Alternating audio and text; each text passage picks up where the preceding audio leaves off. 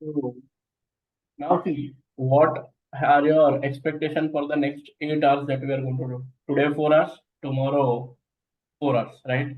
Let's be very clear on what we have to do and what we have to avoid, right? In these 8 hours, right?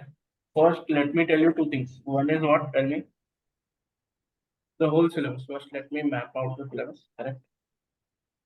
You have your first is your FM basics, correct?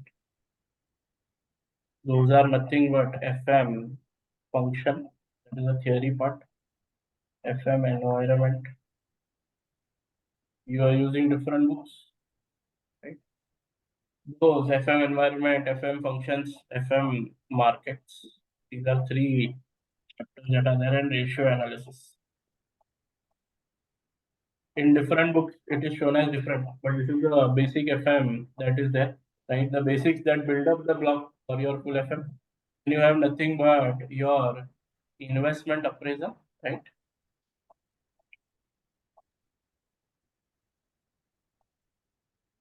Investment appraisal, right? In that you have a lot of what? A lot many things included into investment appraisal. Then you have nothing but the working capital. Working capital. Then you have your cost of capital and sources of capital.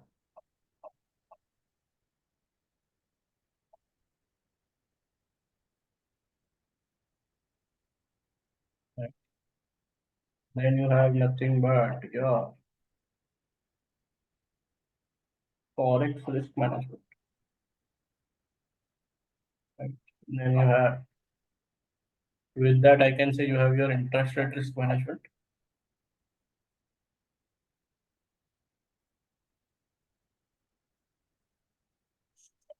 And last but not the least, what is the last part? Tell me.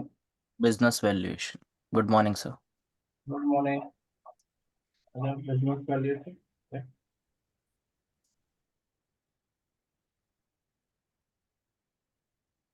So the last part is what? Business valuation. Right? These are the parts of your exam. Right? Now I don't know how you have studied, where you have studied. If you have studied with me, generally you know this is how the format works out.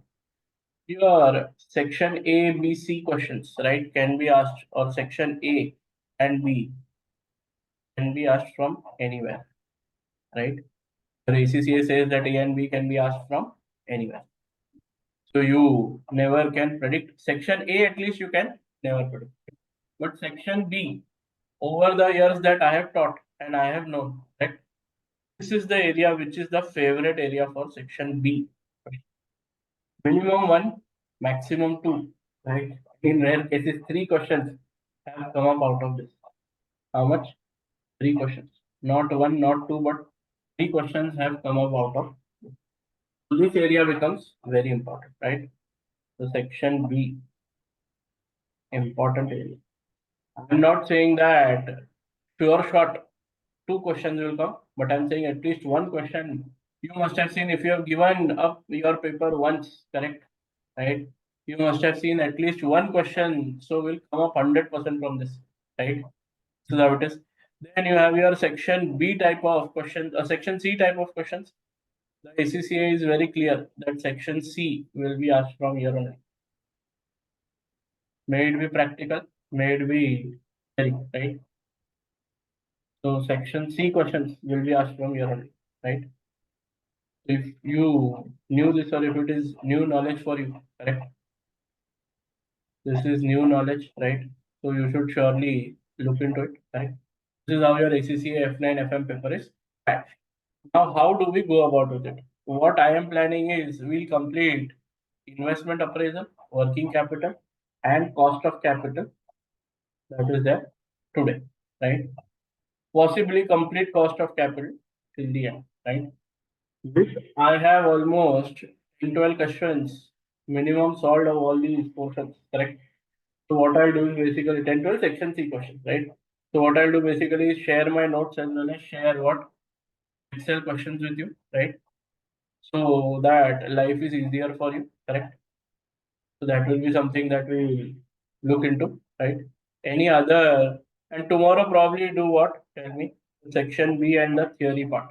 Probably will not be able to complete the full section B, full three major syllabuses. Let's say we also reach up to middle of cost of capital, right? It will be more than enough, right? I don't know how many section C questions you solved, but generally in class we used to solve, or I have solved minimum 10 to 15 questions in class. That is the bare minimum. And I discuss more than 15, 20 questions in class.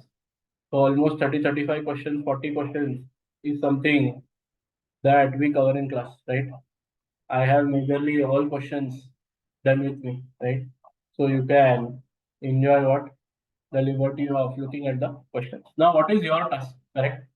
Now you have a very big task. Now today, as we are done with whatever we do, right? Let's say we are done with investment appraisal, working capital, cost of capital, everything, right? Today, if you have time, right? If you are preparing, you should go through all the questions of whatever revision we do today, right? So that it will be easier for you, right? And you can surely have a look at it. Any other doubt, question, query, problem, tension that you have? Tell me.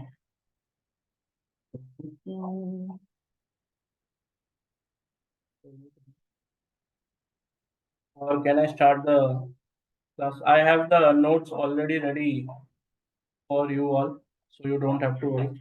I hope everyone knows the paper format. Anyone who does not know the paper format, as in now you should know the paper format. It is what my, if no, then have a look. We have the notes where I have already given the paper format. Have a look. So this is how the paper format works out.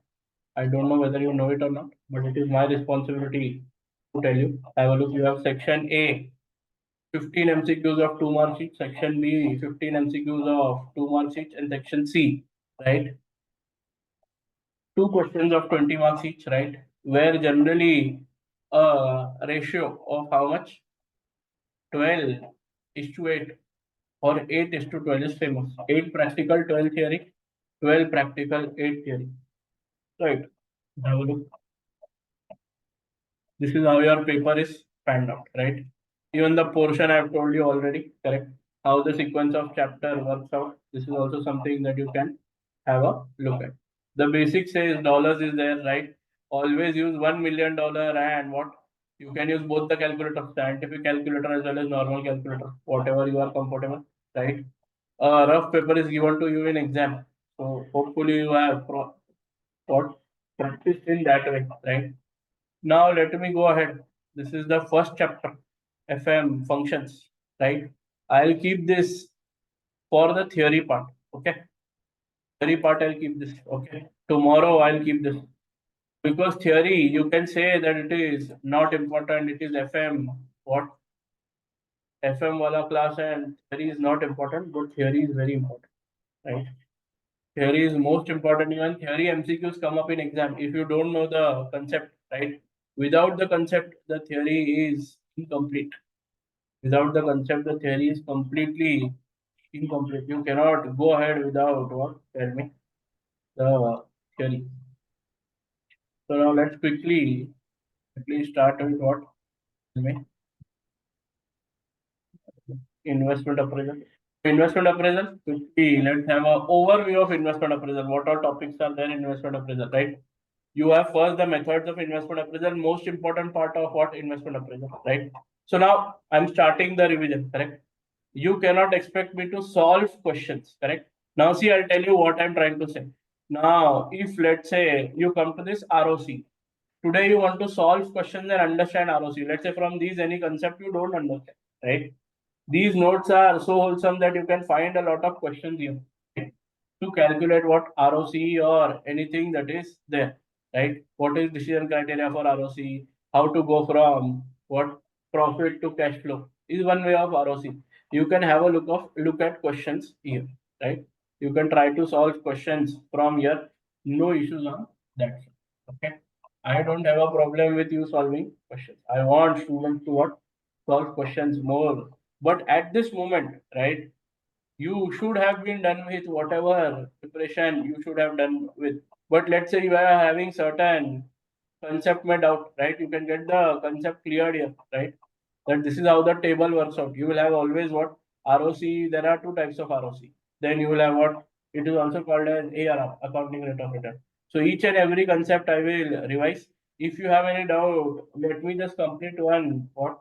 Tell me a series of concepts, right? Then I'll ask you whether you have doubts or not, right? Because I have to go in a rhythm, right? Because that is how things work out, correct? So investment appraisal, five, six parts. What are the five, six parts? Have a look. The methods of investment appraisal, four methods: ROC, payback, NPV, IRR, correct? ROC, payback, NPV, IRR, annuities and perpetuities. Most important and most difficult for students is to understand what annuities and perpetuities, correct? How annuities work out, how perpetuities work out, right? Then full-fledged NPV, correct?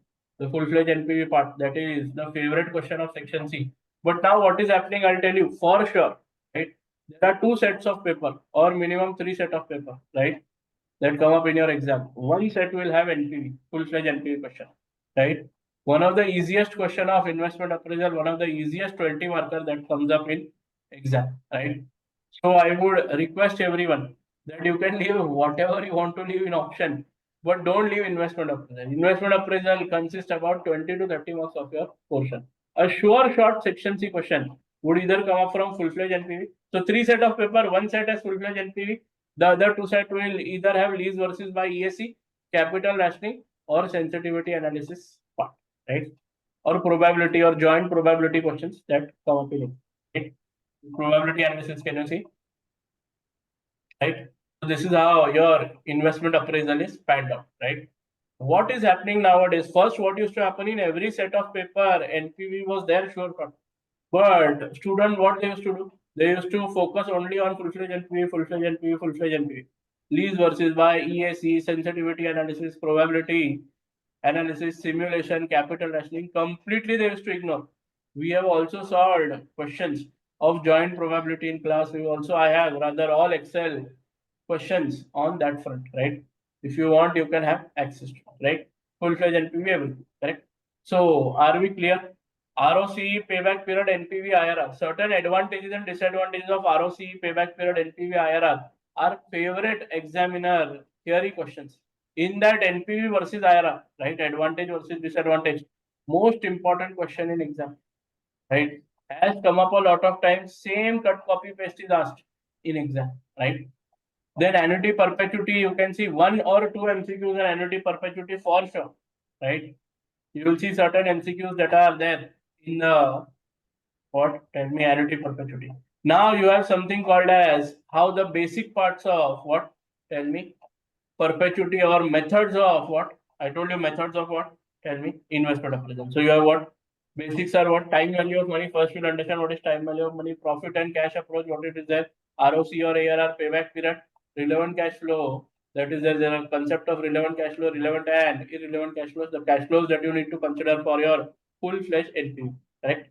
Annuities and perpetuities, you have annuity, perpetuity. Annuity may you have basic annuity, annuity starting now, annuity starting later, annuity and IRR concept. Perpetuity may you have basic perpetuity, perpetuity starting now, perpetuity starting later. Then you have what? Perpetuity and annuity and also perpetuity with growth. Correct? Then NPV and IRR. So it goes on in a flow, right? So basic time value of money that is there, right, is a very basic part, profit and cash approach. But before that, we do what? Tell me, ROC, return on capital employed. The only formula in what? Tell me the whole of your syllabus which uses profit as a measure to evaluate projects and not use cash flow. Because now going ahead, after ROC, everything will be cash flow, cash flow, cash flow, cash flow, cash flow. Correct? ROC has two formulas, ROC or ARR by initial investment method is what? Tell me, you can repeat after me. ROC is equal to what? Your numerator is what? Tell me. Average PBIT. Average PBIT divided by what? Tell me. Initial investment or average investment? Right? ROC or ARR by average investment. Correct? Where ROC, average PBIT divided by what? Tell me. Average investment. What is the formula for average investment? Is it initial investment plus your Scrap. Scrap value divided by 2. minus scrap value by 2? Tell me. Initial investment plus scrap value by 2. Why it is plus scrap value by 2? The logic is very simple because it asks you what is the opening balance, what is the closing balance, and what is the average balance before selling the machine. Your what? Tell me scrap value would be is nothing but what? Tell me the closing balance that is there in the machine. Now there is a certain approach of what? Tell me going from decision criteria for what? ROC or ARR. What is the decision criteria for ROC or ARR? The higher Higher the the better. the better the project is. So let's say one one project has 16% IRR, sorry IRR no ROC, and other has 24% ROC. Correct. In that case, tell me what is better. Tell me 24% is better, right? Even you might see that the management has a cutoff rate of 15% if the project earns more than 15% ROC. But all this is what profit-based approach. Now see how cash flow and profit works out. Sales minus variable cost is equal to contribution minus fixed cost. Other fixed cost and depreciation, you get PBIT, correct? But PBIT, when you analyze PBIT, we see that the only non-cash item is what? Depreciation. At times, cash flow is given in question. Even a section C question was asked on this, right? In your recent exam, because students do what? They think that ROC will only come for what? Section A or B. And once, what did the examiner do? Correct? ROC came in section C. ROC, payback period, you did not know what to do, correct? So in cash flow approach, what do you do? Sales minus variable cost gives you contribution minus fixed costs, right? Other fixed cost depreciation. Do you deduct depreciation in the cash flow approach? No, right? So without depreciation being deducted, you get net operating cash flow. So if let's say net operating cash flow is given in exam, right? Depreciation will always be given. So when you deduct depreciation from the net operating cash flow, you will get the PBIT. Then you get the PBIT of 5 years, correct? 4 or 5 years, something is given, correct? You take a what? Tell me, average of that. A lot of times in some years, zero profit will be there. Take zero, but don't eliminate the year. So let's say you have 10,000, 10,000, 0, 10,000, correct? So you take 30,000 divided by 4 and not 30,000 divided by 3. There might be loss. Let's say 10,000 loss, 10,000, sorry, 10,000 profit, 10,000 profit, 10,000 loss, 10,000 profit. You will take what? Add all the things. Loss will be deducted. 30 minus 10,000. 20,000 will be the correct. That is how things work out in ROC, right? When it comes to what? Tell me your generally ROC would be asked with what? Your depreciation method. You have to calculate the depreciation. What is the depreciation formula for SLM basis? Tell me. Initial investment, right? Tell me minus scrap value divided by what? Tell me. Useful life of asset. Correct or not? Right. So have a look. There is one question: 500 invested in a machine which has a useful life of 4 years and scrap value 100,000. Depreciation is on SLF basis. Company B has earned the following net operating cash flow. First, you have to do what? Calculate depreciation, net operating cash flow to average or PBIT. Every year you will get the PBIT. Then find the average PBIT. Right. You can try this question if you want to try it today. Right. And going ahead, you have what? Whenever it comes to initial investment, correct? Your initial investment will be more of, right?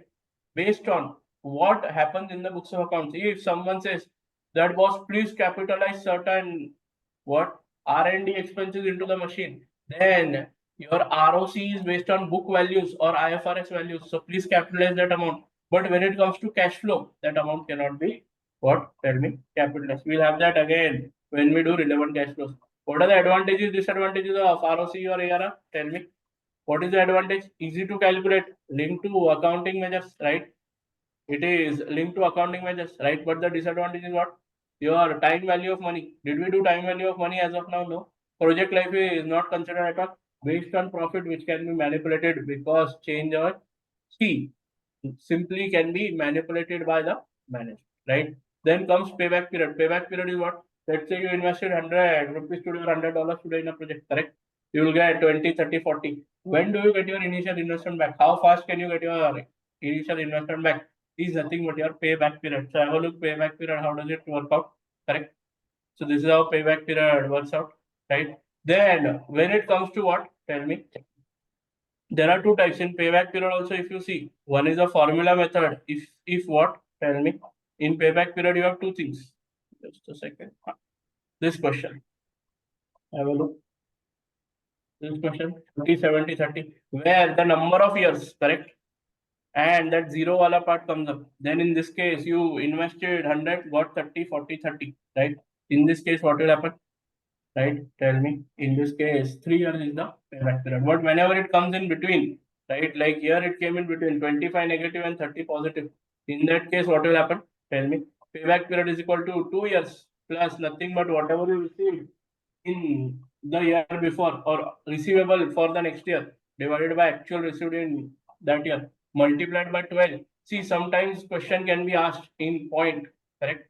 2 years or 2.10 years or 2.15 years, or it can be asked in 2 years and 5.45. Now, whenever it comes 5.45, right, months, you should always round up the number of months, right? So you should write 2 years, 6 months, correct? That is what ACCA has given clarity on. Months will always be rounded up, that is 5.01 months will be six. Have a look, payback period. Decision criteria, let's say a threshold is given that the threshold is what, or either it could be two projects, whichever project earlier you finish, correct? That is the project that is what to be selected. Or below the threshold, let's say management says maximum 2 years, 5 months allowed. So 2 years, 2 months project should be selected, correct? 2 year, 10 months cannot be selected. Payback period, advantages, disadvantages, very important question, right? If you ask me, right, section C theory also can be asked on this, right? So advantage is easy to calculate, use of cash flow. Here it is what cash flow, because what did I say? 100 you invest, how much do you get back? Use of cash flow and not PVIT. Favors what? Quick return. What is the disadvantage of payback period? Ignores time value of money. Did I talk about time value of money? No. But you have a discounted payback period where you will nothing cash flows, but not but cash flows, but the discounted cash flows, and then do nothing but the same thing that you did in payback period. Right? Ignores cash flow after what? PVP. PVP means what? Tell me. What is PVP? Tell me. Payback period. Payback period. That means what? Once the payback period is done, you what? Ignore all the cash flows, correct? Then ignores profitability and risk profile of a company. I have told you that two cash flows are given. One is giving 100 you have to invest, total it is giving 250. Other is 100 you have invest, it is given only 150. But payback period says take that 150 project, correct? That is how project profitability and risk profile of a company is completely ignored. You want what? Faster you get your money, better it is. It gives a subjective answer and cannot give definitive investment signal. Same with payback or your ROC. Payback period just gives you a number of years, does not give you a definite answer, right? Then coming to time value of money, I don't know whether you know time value of money. There are two formulas, right? Compounding by simple interest and compounding by what? Tell me. Compound interest, right? So, what is the formula for compounding for simple interest? Have a look. Present value 1 plus interest rate into number of years. Generally, simple interest compounding is not something that is very much appreciated or very much seen in a lot of books. But when it comes to what, even we have derived this formula, right? Compounding formula. Have a look. So how do you derive that formula? So present value is equal to what? Future value into 1 plus r raised to minus n, correct? This is how even I've taught most of the students know how to do it. What on the calculator as well. So generally, what you do 1 plus r raised to minus n is nothing but given in your discounting table, right? So this is compounding by component, right? Then whenever I say from now on, right? Now we are moving from what year to cash flow, right? Up to payback period, it is cash flow received during the year, correct? But when it comes to what? Tell me. Now IRR or NPV, right? Whenever I say cash flow received today, year zero or start of year one, this is whenever I say start of year two, end of year one, correct? It is year one.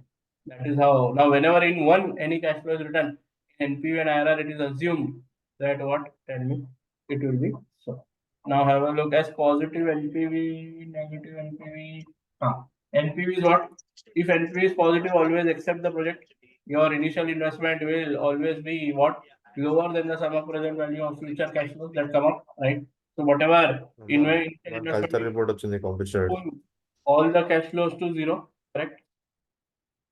All the cash flows to zero, correct? There is a shareholder wealth maximization by positive NPV amount, correct? There is a shareholder because there is a particular very MCQ that is asked in exam, right?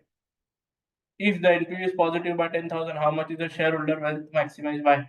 theoretically, whatever is the positive NPV amount, that is the shareholder wealth maximization amount. IRR of project will always be, any return of the project will always be higher than the cost of capital. If NPV is zero, correct, generally you reject the project, correct, but look at other factors, other non-financial factors for financial decision. But theoretically, you have to reject the project, right? Initial investment is equal to sum of what? Present value of all future cash flows. Shareholders' wealth will be unchanged. NPV negative, reject the project. Initial investment is greater than what? Sum of present value of all future cash flows. There will be no shareholder wealth maximization. IRR of projected was less than COC of project. Correct? Then quickly have a look. IRR. Now one or two phenomena. Let's discuss one or two phenomena. Have a look at one or two phenomena. So tell me, as COC falls, that is, let's say I took one series of cash flows, correct? Right? And I have some what cost of capital, right? If I decrease the cost of capital and series of cash flow is the same, what will happen to NPV? Tell me. If cost of Increases. capital falls, NPV goes up. But what if cost of capital goes up? What will happen to NPV?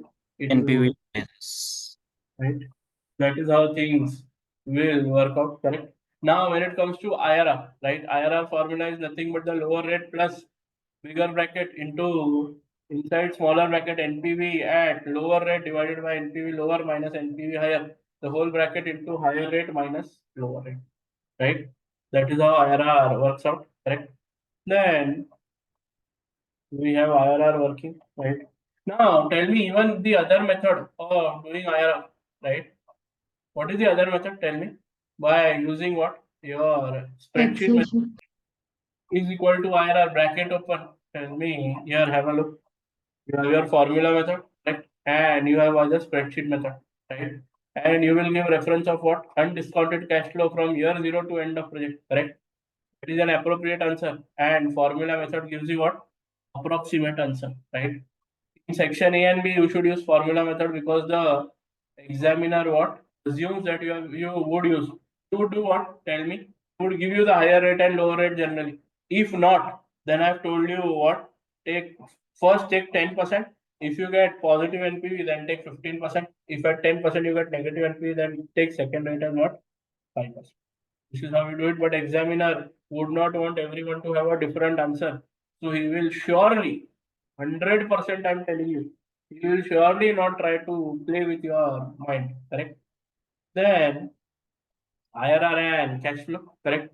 You have IRR, correct? IRR and conventional cash flow. What are conventional cash flows? First negative, then positive, positive, positive, right? You have only one IRR that comes out, right? And if there is IRR and non-conventional cash flows, that is what there are two types of non-conventional cash flows. Now I can surely tell wherever you have done classes, this might be feeling something different for you altogether. Tell me, whoever has not taken class with me, tell me, have you done this IRR, non-conventional cash flows, conventional cash flows? Tell me. Generally, no, does not happen in a lot of classes. A lot of classes don't even know this. If type 1 cash flows that are what? Negative, positive, negative, positive, negative, positive, negative, positive, correct? If you put up in a Excel sheet, right? Negative, positive, negative, positive, negative, positive, right? There will be no, and it should end with what? Tell me. Uh, Negative sign, right? It should end with what? Negatives, right? So one IRR, right? So zero IRR. Generally, there are three options. Either what? Tell me. Zero IRR, right? Or one IRR can be, or two options. Zero as well as what? Tell me. One IRR can be found. But wherever the type 2 cash flows were negative, positive, positive, positive, ending with a negative.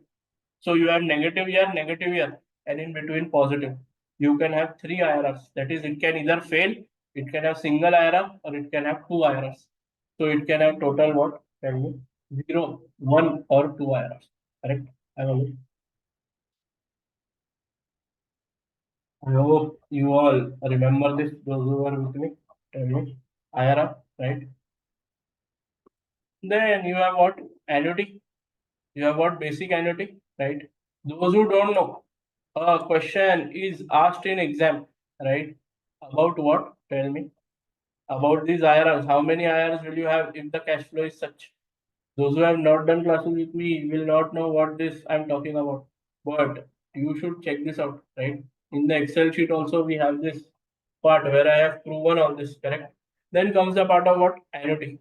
Basic annuity, that is what? Normal annuity starting from year 1 or end of year 1. So I waited 0 year and the annuity starts from first year, correct? Annuity starting later. Then you have annuity starting now. Then you have annuity and IRR, correct? So now IRR, right? Because I had taken, because it's too much for IRR to know. There is also one part of IRR where a question is asked. Just a second. Okay. Come to the part of what? Chalo, chalo. I think I would have done. Annuity, correct? Annuity derivation of formula also you would have done. Right. So what is the formula for annuity starting now? Right. So annuity starting now, formula do we have available? So here is the formula. Have a look. Right. Formula is what? The cash flow. Right. Let's say cash flow into annuity factor into the discount rate. Correct. You can find the annuity factor from what? Annuity table. 8%, comma 6 years. Correct. So you can find it from there. So 8% and 6 years. Correct. So that is how it works out. Right.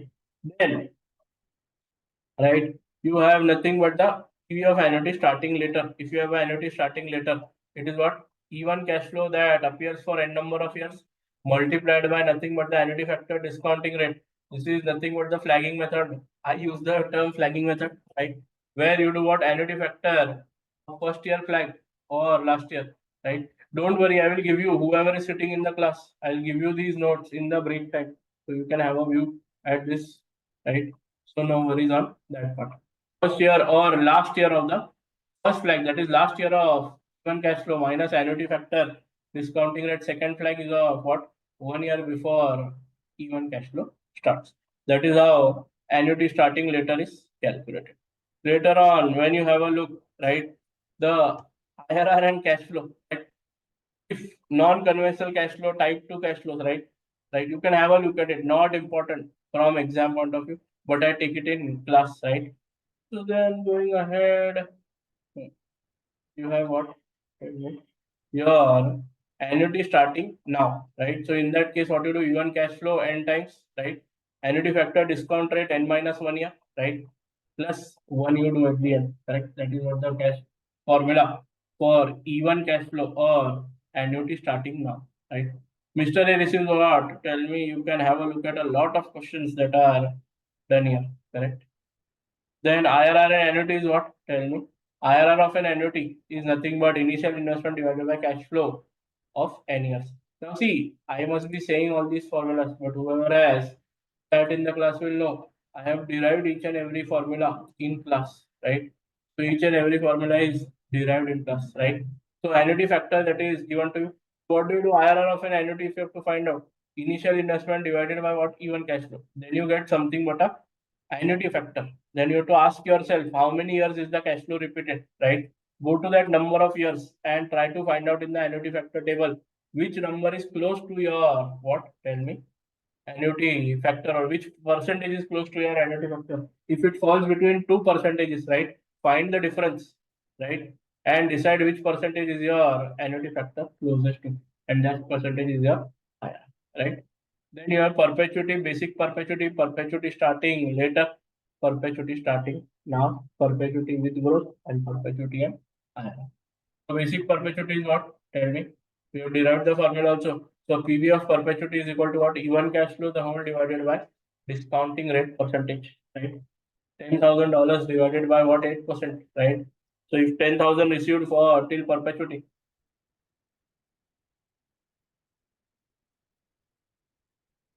8% is your what? Cost of capital, right? Let's go ahead then. Going ahead. You have what? Perpetuity starting later. So what do you do? Perpetuity starting later. What is the formula? Have a look. even cash flow tending to infinity divided by discounting rate into discounting factor or discounting rate percentage, comma 1 year before perpetuity start. So you have to take multiplied by the discounting factor of that discounting rate percentage 1 year before cash flow starts.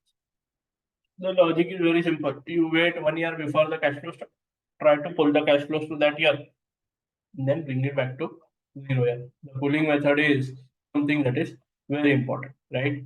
Then you have nothing but the PV of perpetuity starting now. You have even cash flow tending to perpetuity multiplied by 1 by discounting rate, right? Plus 1.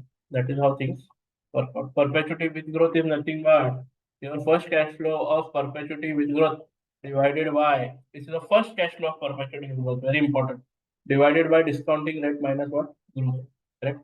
Then you have something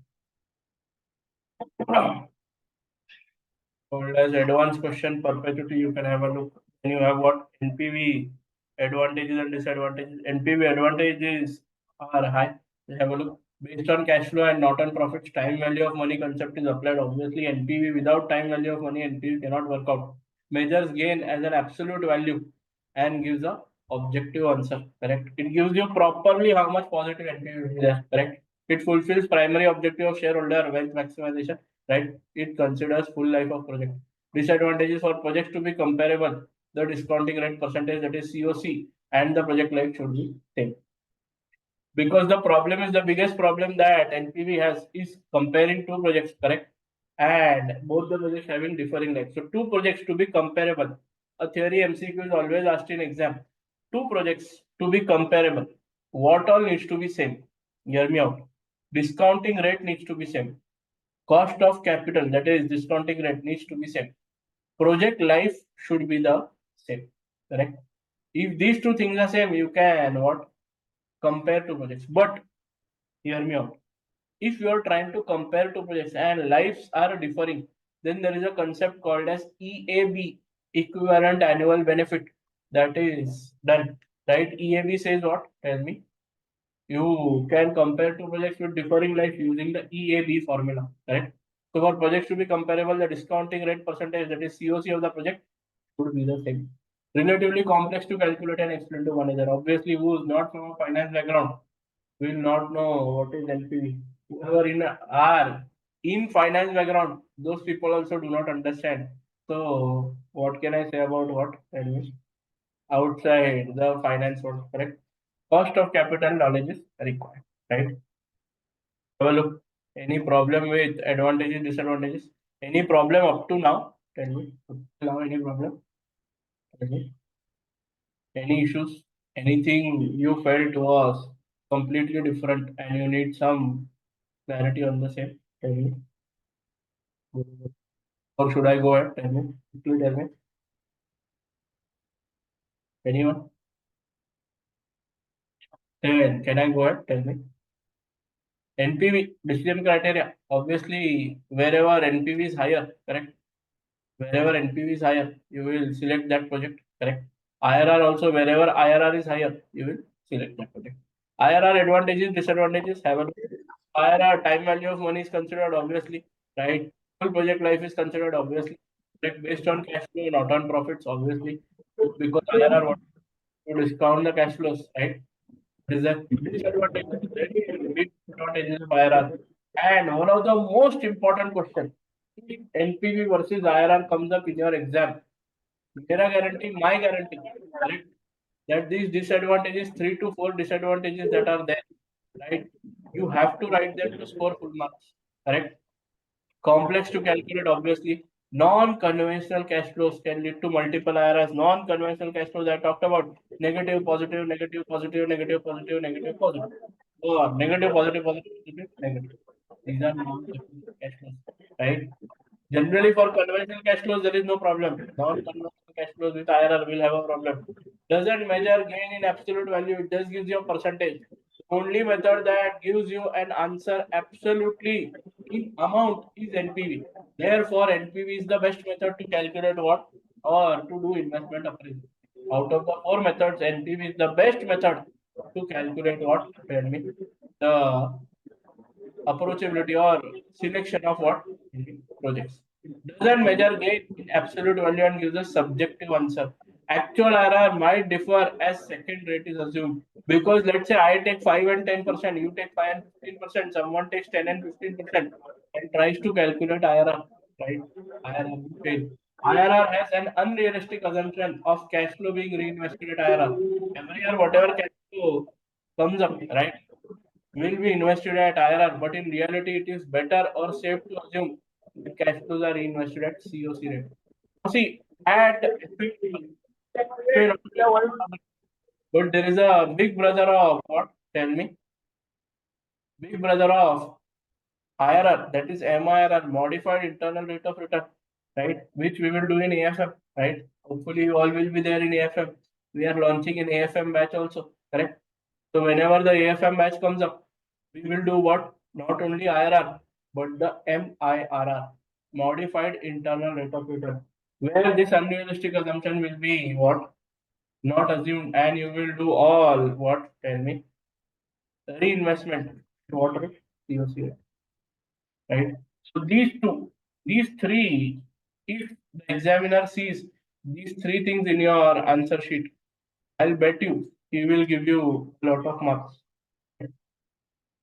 right? Yes, Ravani, I will upload the notes on the group. So IRR has what? Unrealistic assumption. These three things I am telling you, NPV versus IRR is now highly last last quarter it was asked, right? This quarter you might just see again an NPV versus IRR part coming up. Or if you ask me, correct? Back period or your what ROC advantages, disadvantages coming soon. 7th of what? March coming soon. ROC or what? Tell me. Payback period. Advantages, disadvantages. Right? Then important section C question. Right? Decision criteria. Have a look. Whenever you have all the four together, right? Irrespective of anything, right? Project which has higher NPV will be selected. Correct. This question also has been asked a lot of time in exam where everything is given, where it will tell you ROC, payback, and IRR will tell you project A should be selected or project B should be selected. Correct. Individually, fast you can answer, but totality, if it is asked, and tell me NPV will be the deciding factor. Then coming to relevant cash flows, have a look relevant cash flows. How does relevant cash flow work out? Right? You have certain relevant cash flow and certain irrelevant cash flows. What are relevant cash flows? Which are to be considered in NPV. When you do the full-fledged NPV question, right? Only the future cash flows that are incurred only if project is undertaken, and opportunity cost. Correct? Irrelevant cash flows are what? Not to be considered in NPV calculation. Non-cash items, that is depreciation, correct, will not be considered in what? But will the tax shield on tax allowable depreciation be allowed as a deduction or will be allowed as a relevant cash flow? Tell me.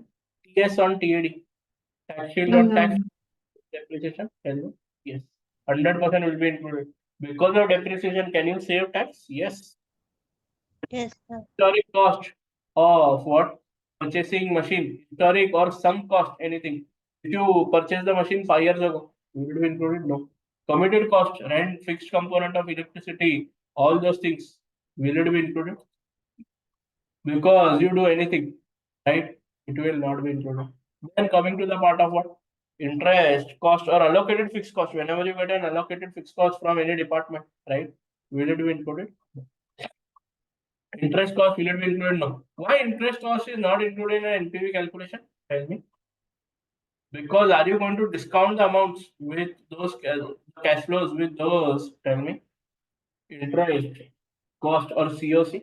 Yes or no? Yes. Hence, can you tell me? Discount it again? Right. Now there are certain questions which have come up in exam relating to fixed cost, right? One of the questions I have taken here, if you want to have a look, you can have a look. Major questions I have taken in opportunity cost is what? Now see, in opportunity cost, two concepts are there. What is the opportunity? So there are two costs. What are the two costs? One is what? Tell me. Your opportunity cost of option one and option two. right? If it asks you what is total cost or what is better opportunity, let's say you have 10,000 cost here and 5,000 cost here, correct? So you decide what 5,000 cost wala option, right? If they ask you what is the total cost or what is the total cost of this option, you say 5,000, correct?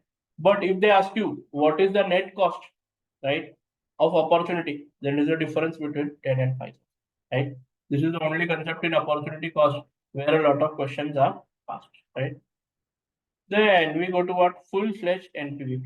In full-fledged NPV, logically there is inflation, sales, variable cost, fixed cost, corporation tax, initial investment and scrap value, tax shield or tax allowable depreciation, working capital investment. You will have a table for each one of them individually.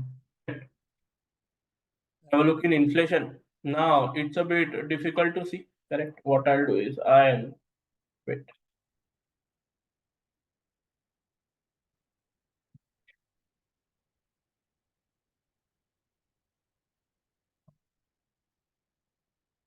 I have it.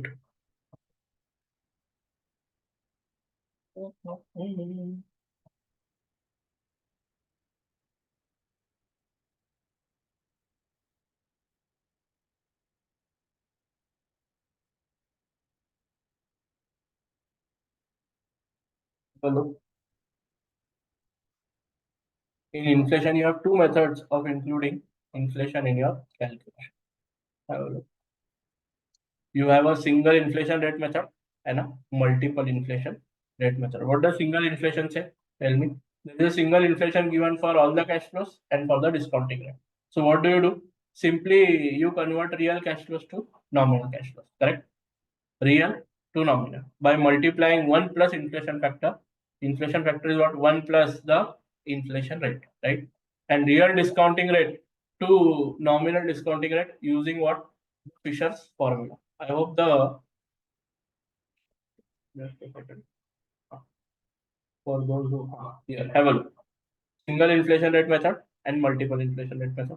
Have a look. Any problem? Tell me. Real cash flow to nominal cash flow. Real discounting rate to nominal discounting rate. How do you go from real cash flow to nominal cash flow? Multiply the inflation factor. Real discounting rate to nominal discounting rate. Use the Fisher formula. Does it make sense? Tell me. Yes or no? Yes. And what is it in your, now see what I'm doing is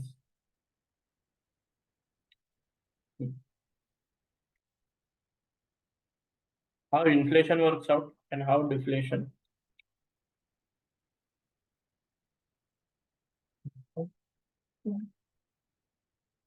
So this is nothing but your single rate inflation method.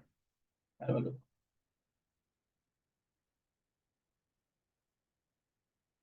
What do you do in single rate inflation? So what happens? 1 plus a real rate, correct?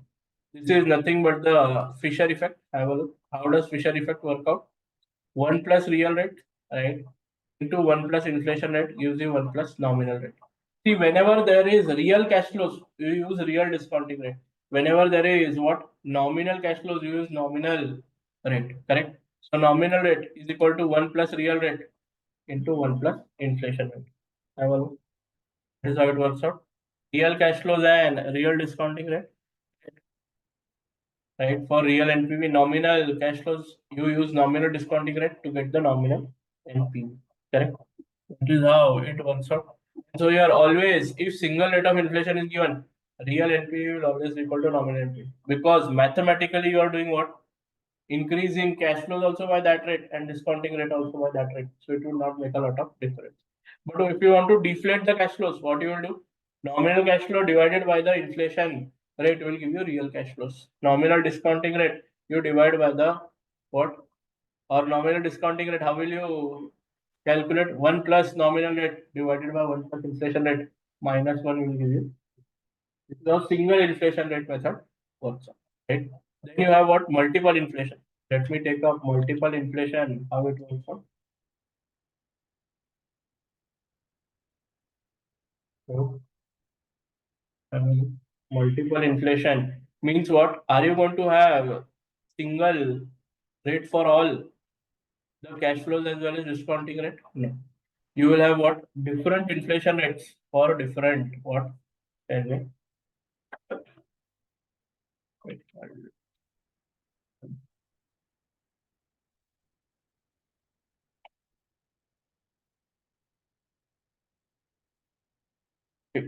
copy pasting.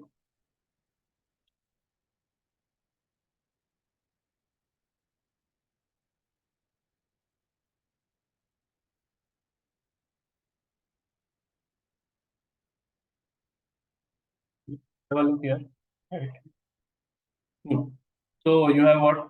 Sales, cash flow. You get what? Tell me. Selling price inflation, variable cost, you get variable cost inflation, fixed cost, you get fixed cost inflation. Right? Once you go from old real cash flows, these are all words that I use. Nowhere in the exam you should use. You go to specific inflation factor that is there, right? Right? You get nominal cash flows, correct? And a real discounting rate with the Fisher effect, you get a nominal discounting rate. You get nominal NPV, right? And but here, tell me, in a discounting rate, will a rate be given specifically for discounting rate? Tell me, or for inflation for discounting rate, or will you use the general inflation rate? Tell me, what will you do? Generally, what do you use? Bolo, bolo. General Real inflation rate. what? General inflation rate. Always use general inflation rate, right? And when you want to deflate, right? When you deflate, tell me all the nominal cash flows. Hold on, right? Yes, tell me what happened. Someone said some. Yes, Meena. Tell me. Nominal cash flows deflate by what? Tell me. The general inflation rate to get the new real cash flows, which then can be discounted by the real rate, and you can get the real NPV. Generally, those two things will not be the same. There was a question called Pink's Company. Anytime, if you have time today, you can have a look at that question. Correct. I also have an Excel sheet of that. If you want, I can share that with you. Correct. Today, I'll share the Excel sheet with you. Okay. So with that, I think inflation and its impact. Correct. Right. So if you want at the end, we can solve one question. Right. If after 1 p.m., if we have to solve today and tomorrow, 1 to 1:15, 1:30, right? Let me solve one question with you. One of what?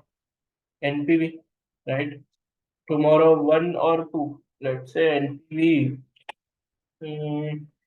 What we can do? We can discuss one or solve one or two questions and discuss one or two questions. Or if you want, Wednesday, right?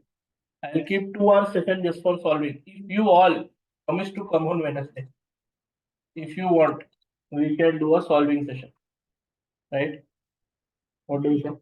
Okay with it? Tell me. Or Yes, sir. no? Works, right? So Wednesday 2 hours or 3 hours if you want to put what solving session. Right? We'll do 2 3 hours of solving, right? We can do it in the morning, same time, 9 to any whichever way. See, Wednesday ko you have what once you're done with the whole revision part, I'll put these what lectures on what YouTube, right? Tomorrow it will come out tomorrow, day after, right? You can directly view the recordings from there also, right? Sir, Tomorrow day can we include section B questions as well? section B can we do? See what I'll do. Two section C question, two section B questions. We can do Yes, two sir. or more than enough time. 2 or 3 section B questions of forex. We'll do forex and interest rate risk. Or three we'll do one forex, one interest rate risk, and one business value. Okay. If you all see, I'm telling you, you sit with me and do it. You will get done with your preparations here only. You don't have to study otherwise. Then you have what Wednesday full day and Thursday full day to study. Go for the Friday. Analysis of what inflation prices are given in current price terms. That is zero. Current price term means what? 0 year terms. Inflation will start from first year. Correct. If prices are given in what? First year terms, then inflation will start from what? Second year. See, you would not have seen anyone do this much analysis at all. You have nothing but corporation tax. Now have a look how the full-fledged NPV. Do you know how the full-fledged NPV format works out? Have a look. This is how the full-fledged NPV format works out. I'll share the Excel sheet also with you. Don't worry. Just opening up the Excel sheet. Give me a minute.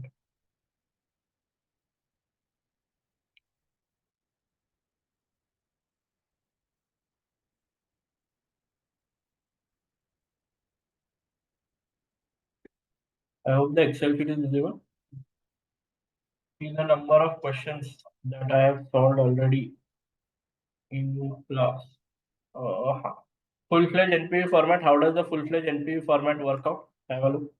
The full-fledged NPV format is what? Tell me. The calculation of the net present value always will be the heading, correct? Particulars. You decide first decision that you make. If the project is of 3 years or 4 years, always add 1 year to the project. Decision 2, amount in dollars or amount in dollar thousands or amount in dollar millions. This is the biggest problem area of each and every student. I am telling you, either forgetting to draw that 1 year extra or either forgetting what to take amount in dollar thousands, amount in dollar millions. I'm telling you, you might feel I am what he's saying. He does not know anything. I know. I have taught over 1,000 students. I know this is the problem area. Biggest problem area is this, right? Then you have what sales minus variable cost gives you contribution. Contribution minus fixed cost gives you what? Tell me. Fixed and other cost gives you net operating cash flow. Very important. Net operating cash flow. Then on this net operating cash flow, you calculate corporation tax, right? Option 1 is tax is paid in the same year and tax is paid in next year. Obviously, there will only be one option. For this option only, we say that you draw 1 year extra. Right? You don't have to draw what? Or you don't have to use both. Both 2 times don't do the corporation tax ka deduction. Then you have what initial investment deduction generally in 0 year. At times I have seen in first year also initial investment can be there. Scrap value generally in the last year. Always remember scrap value is positive cash flow. नहीं तो negative. Correct. A lot of students do negative cash flow. Then tax shield on tax allowable depreciation. Positive cash flow. It is not depreciation. It is tax shield on tax allowable depreciation. Correct. That is how things work out. Option 1, tax is paid in same year. Option 2, tax is paid in next year. Working capital investment. Working capital investment. How does working capital investment work out? Right? There are 3 ways in which working capital investment works out. I have a table for it. Don't worry. Net cash flow. Correct. After that, you get all the net cash flow. Now, a question comes up in exam to calculate ROC. Question comes up in exam to calculate ROC, right? And a NPV calculation is to be done. What will you use your base in ROC? Net operating cash flow, as in net operating cash flow and add depreciation and go to PBIT, or will you use net cash flow and deduct depreciation and go to what? PBIT. Deduct depreciation. But from where? From net cash flow or from net operating cash flow? Operating cash flow, net operating. Remember, whenever I say calculate what payback period, will you calculate payback period on net operating cash flow or net cash flow? Net operating. Net cash flow. Net cash flow.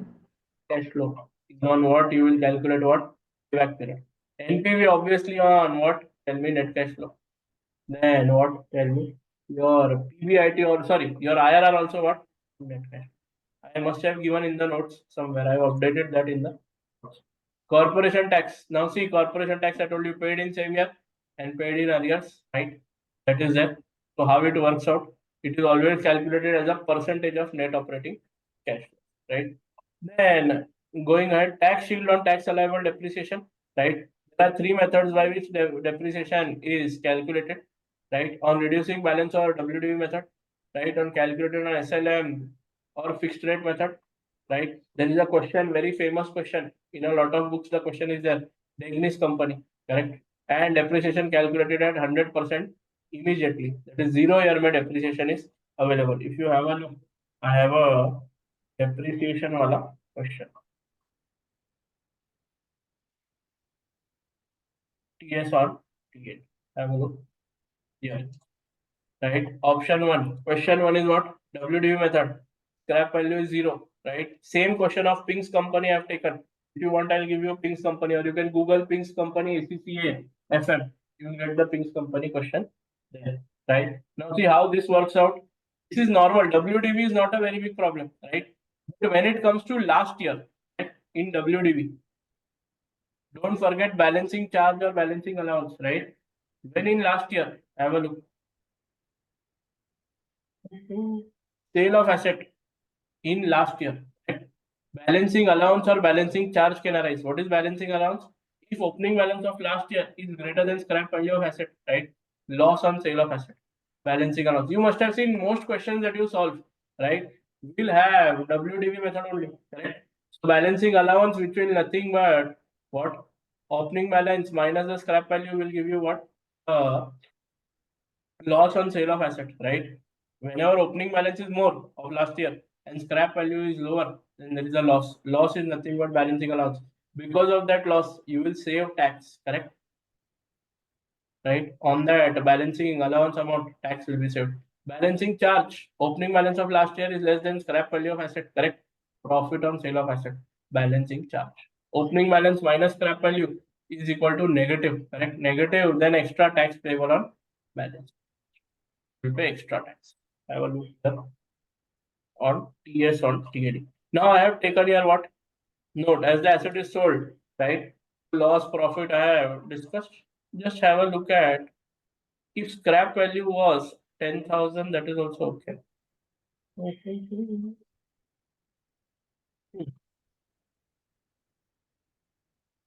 Now see, project life is 4 years and machine useful life is 10 years. Correct? Can this happen? And depreciation calculated on what? Not WDV, but what? SLM basis. This is how it works out. But tell me, even if project is of what 4 years and life of the asset is 10 years, right? When this type of question come up in exam, yes, you will consider only the 4 years ka depreciation, not depreciation, but the yes on TAD. I have taken only 4 years depreciation in consideration, right? Then if 100% depreciation is allowed immediately, then what will happen? Opening balance 20,000, depreciation at 100% at 20,000. Now you have sold the asset for 2,000. Here what will happen? Balancing charge will arise because this is what? Tell me. This is nothing but what? Balancing charge, that is nothing but profit, correct? So tax shield on tax allowable depreciation at 26%, right? Zero ka first year mein it is there if it is paid in same year. 0 year whenever you take depreciation, your tax shield will be available in first year. Always remember, correct? Same happens with working capital also, correct? Right? And second year mein you have what? Tell me. Paid in the next year, right? See ya. This is very important. This comes up in exam and these are small mistakes that you do. I have seen a lot of students make very small mistakes here. Are you okay with this? Can I go ahead? Tell me. Okay. Have I given working capital per table? Is it? Yeah. Working capital, I think I have done here. The working capital investment, right? Must have given. So look at working capital. So what I'm doing, I'm completing everything after net operating cash flow, correct, and then going up to sales variable cost. So look, working capital investment as a percentage of sale given, or working capital investment balance given, or working capital given at year 0 and increasing every year by inflation rate. Now you must be seeing all these things you must have read somewhere, correct? Today working capital investment is this much and it will increase by inflation rate of XYZ%. So working capital would be what? 10% of sales or working capital given on incremental basis. I have taken all 4 examples. Have a look. Working capital is 15% of sales. Sales I have given. And what if it is said that working, nothing given in question. Should you do the working capital investment repayment at the end of the project? Yes. But if specifically given in the project, it was project or this working capital can be used in some other project, so will not be repaid. In that case, you don't have to repay. Correct? So I write my sales, correct? So whenever I have first year ka sale 39,375, will the working capital happen at the first year? And no. Working capital is what required for the full year to generate the sales that are in question. Correct? So what I will do at the start, working capital 0 year for the first year sale. Correct? And so on. Do I have to take total working capital every time? This is working capital balance that is there. I have to take working capital investment, right? So first what I do, 15% of this, correct?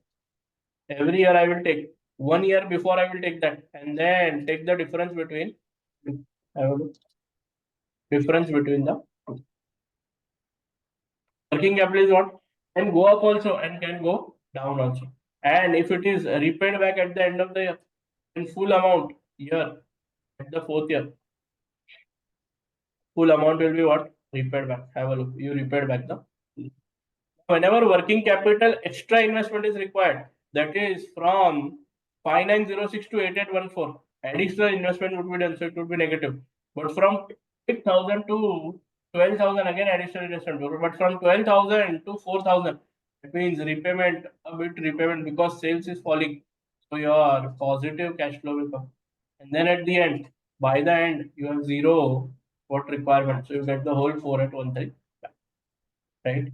Not reinvested or not repaid back at the end. 4th year, we'll have zero cash flow. That is that. You have what working capital, assuming what working capital balance is given minus 5,000, then 3,500, correct? So reducing, increasing every year balance is given. So your investment will be what? Tell me. Difference between the last year balance and this year balance. If increase in investment, negative. Increase in investment, right? If it is repaid back at the end of the year, then end May you take back all the money. Correct? Calculate the working capital balance assuming project is of 5 years, then you have what? Company invest 50,000 today in working capital, right? And the working capital will grow every year by inflation rate of 7%. So 50,000 would be your 0-year investment, correct? Your balance will increase by how much? 7% or whatever percent they have given, and your incremental investment will come in, right? And last but not the least, what is this? Incremental working capital given. That is directly answer given to you, correct? Minus 550, 60. That is how it is. You can have a look today, right? 4 or 5 types of questions I have covered in working capital investment. With this, I think all the things below net operating cash flow are done. Now come to the part of what? Sales, variable cost, fixed cost. Have a look. Sales, variable cost, fixed cost. A lot of times, selling price and variable cost probability is given to you, right? So either it could be probability matching table, or either it could be what? Tell me. Probability for selling price, probability for variable cost. That should not be a very big problem with you, right? Or given range, I told you, right? Range. Sales and production versus demand, right? So remember, sales and production versus demand, whichever is lower will be taken, right? Always remember to look at what is sales equal to production, right? Is sales equal to production, or there is opening and closing inventory, right? Versus demand. Tell me what will be whichever is lower. Tell me. Let's say sales is 10,000. That, or sorry, production is 10,000. Demand is only 5,000. Will you be able to sell full 10,000 production? No. It will be restricted to what? Demand, right? Existing machine versus new machine, right? You have an existing machine of 1 million units, correct? And you have bought an additional machine for which you have to take a decision whether to go ahead with the machine or not. Will you consider full 1.6 million or whatever new machine plus old machine full? No. You will only consider what? Tell me. The additional machine or the new machine that is there, right? Then if sales unit cost is decreasing, now a lot of times it has happened, right? That fixed cost is given in a increasing trend. Generally, if it is an increasing trend, it is correct. But if it is given what per unit, correct, and the sales units are falling, right? Fixed cost can never fall if it is a falling trend. See, even if it goes up for 1 year, 2 year, and then falls, that is okay. First year it is 10,000, right? So let's say units are 5,000, then units fall to 4, 3, 2, 1, and fixed cost is given per unit. So whatever is the first year fixed cost will remain constant, right? Till the end. I must have taken a question here on that. Have a look. Sales unit 1,700, 400, 300. Sales units are falling. Selling price per unit is given. Variable cost per unit is given. Fixed cost per unit is given. Always fixed cost generally in the question. It is given total fixed cost. Never it is given what? Per unit fixed cost. So keep that in mind, right? If you see per unit fixed cost, ask your brain whether sale units are falling. If sale units are falling, kindly in the first year is what? Tell me fixed cost is common for all going ahead. Then chapter 5 or generally you have what? Investment appraisal under uncertainty. Under what? Uncertainty. Risk versus uncertainty. Very important theory question. Has appeared in exam. LDR. 100% chance, right?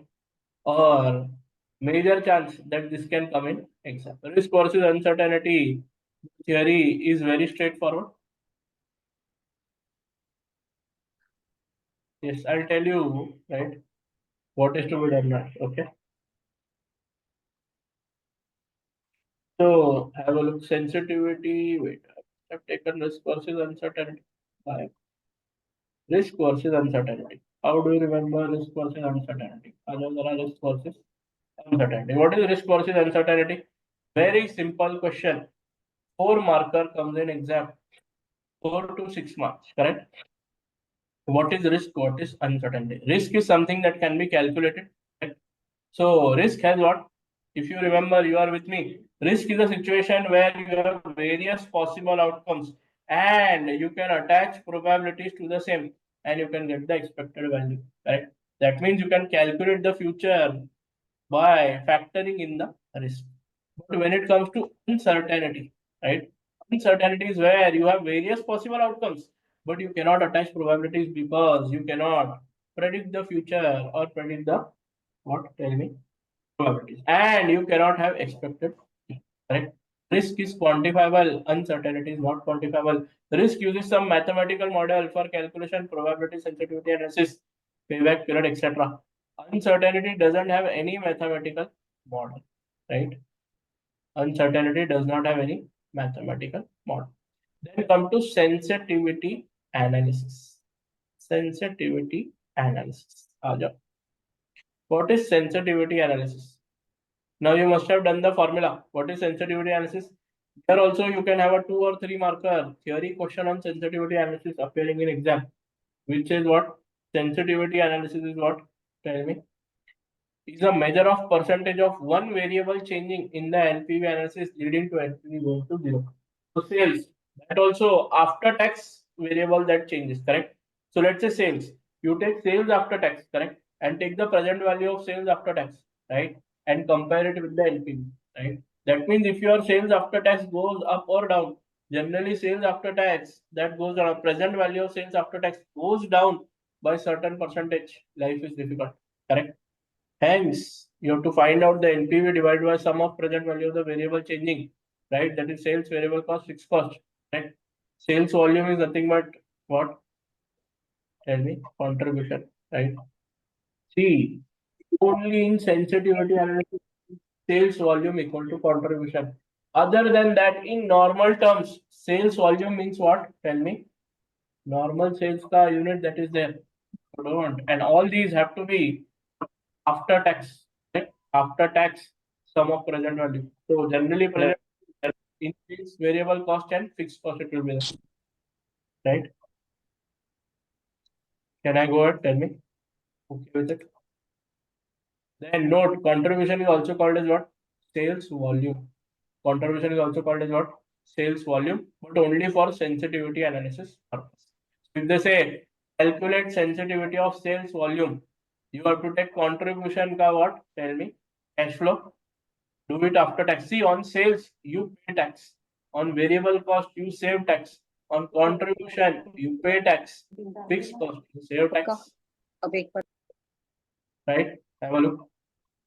Sensitivity percentage of discounting rate to GP. How to find out? See, here it is for what? Sales, variable cost, contribution, fixed cost. Correct? And initial investment. But when it comes to sensitivity of discounting rate to NPV, you do IRR minus discounting rate by discounting rate. The logic behind it is IRR is that cash or is that rate at which NPV is equal to 0. Right? So the variable or factor which has lowest sensitivity percentage is the most sensitive. That means, sir, if sale goes up by 15% or goes down by 15%, my NPV will go to 0. But sir, variable cost only 5% if it goes up, no. my NPV goes to 0 means variable cost is my what most sensitive factor of the issue of sensitivity analysis. If you want to see here I have done a very good question on sensitivity analysis where I have calculated sensitivity on sales, on variable cost for that one question that I had taken in class. You can refer to this. I will share this with you. Correct?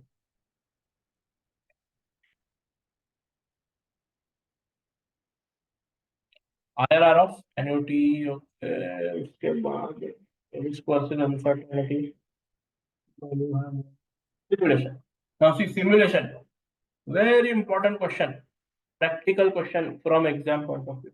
Important practical question. LDR. LDR can appear in exam. Can be a 6 marker, can be a 4 marker, can be a 8 marker. 4, 6, 8, all options are available. If they ask you, describe or write a short note on simulation, correct? Then 4 marker, write these 4 points. What is simulation? In sensitivity analysis, we are analyzing one variable changing and the impact of that on the NPV. What does simulation do? Tell me. It helps you. One of the disadvantages of sensitivity analysis, you start your answer with this only. One of the disadvantages of sensitivity analysis is that a single variable changes at a time and impact of that same is calculated on the data. But simulation helps you analyze the impact of multiple variables changing on the NPV. Not only one. We see what, sir? Sales, it goes up by 15-20%, right? No. You have to what, sir? If things are going to change, sales will also change, variable cost will also change, this cost will also change, and sir, everything will change. One of the disadvantages of sensitivity analysis is that only a single variable changes at a time. The impact of the same is calculated on the NPV. But simulation helps you analyze the impact of multiple variables changing on the NPV. It is complex to calculate and usually is done by using computer aided techniques. Correct? And simulation provides various outcomes because of multiple variable. Now there is what? 4 stages of simulation. If a big question comes up, 8 marks, it will say describe simulation and its stages. Correct? If that comes up, how does simulation work out? 4 stages of simulation. Define the major variables like sales, variable cost, fixed cost, initial investment, scrap value, tax, TS on TD, all those things. How they are related to each other. Sales minus variable cost minus fixed cost, usual net operating cost minus what? Corporation tax at whatever percentage, right? Minus initial investment plus scrap value plus TS on TAD minus or plus working capital investment gives you net cash flow. All that, define it. Specify the relationship between major variables, example, whatever. That is second part. Specify the relationship between major variables. First, what? Define the major variables. Second, relationship. Simulate the environment, how it will work out. Sale goes up by 5%, this goes by 10%. Specify changes in multiple variables. Get various outcomes. At those changing variables, get variable outcomes or various outcomes. Get the various outcomes, then attach probability to it. The same and get expected. The 4 stages of simulation works out. Correct? Right. Now let's take a small break. Tell me. In 30 it is up to 10:31. Let's take a break up to come back by let's say 10:47 or something. 15-16 minutes. 10:48. 10:48 come back. So we'll complete what? Investment appraisal. Quickly come back by 10:48. 10:48 means 10:48 I'll start.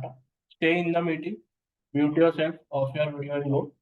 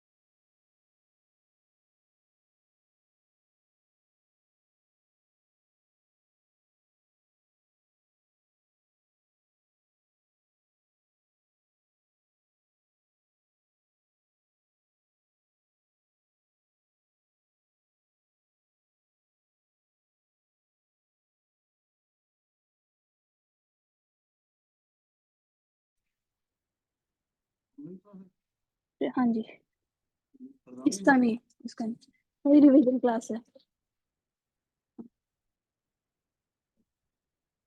इसका तो नहीं lock है, इसमें लगाने की जरूरत ही नहीं। इसके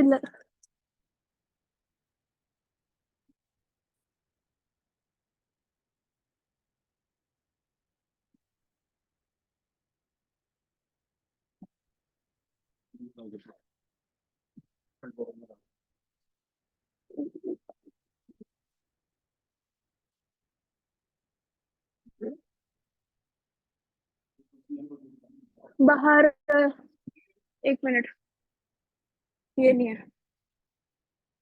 अपनी गाड़ी है, अर्टिगा है, 5663 आएगी बाहर।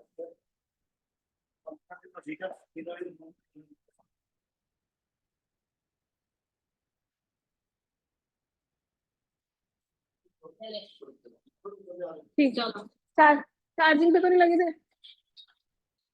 ओके।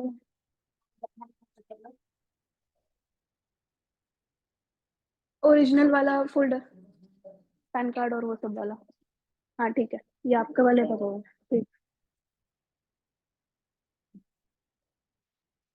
1 मिनट, मेरे वाला, 1 मिनट, मेरे वाला ओरिजिनल का कहाँ है? मेरे वाला ओरिजिनल का कहाँ है?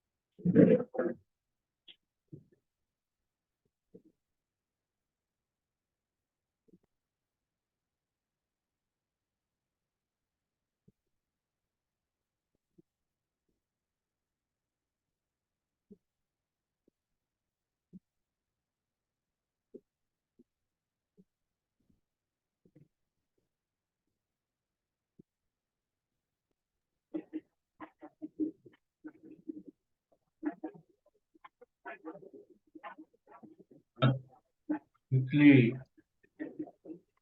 come.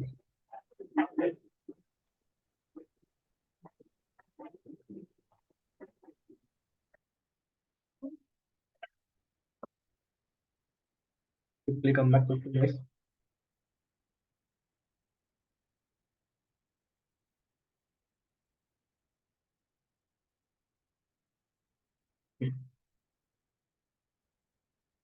Are you all with me? Tell me. Probability analysis. What is probability analysis? Tell me. Have you done probability analysis? I don't know whether you have done probability analysis or not, right? Now, if you have a look, generally probability analysis has 5 or 6 type of question that come up in exam. What are the 5 or 6 type of question that come up in exam? Yeah. So probability analysis has what? NPV given to you, correct? And plus probability given to you. NPV given project. I hope everyone is back. Let me see your beautiful faces. Tell me. Everyone on your cameras quickly. So what we'll do is, if you on your cameras, right, I'll take a picture of you.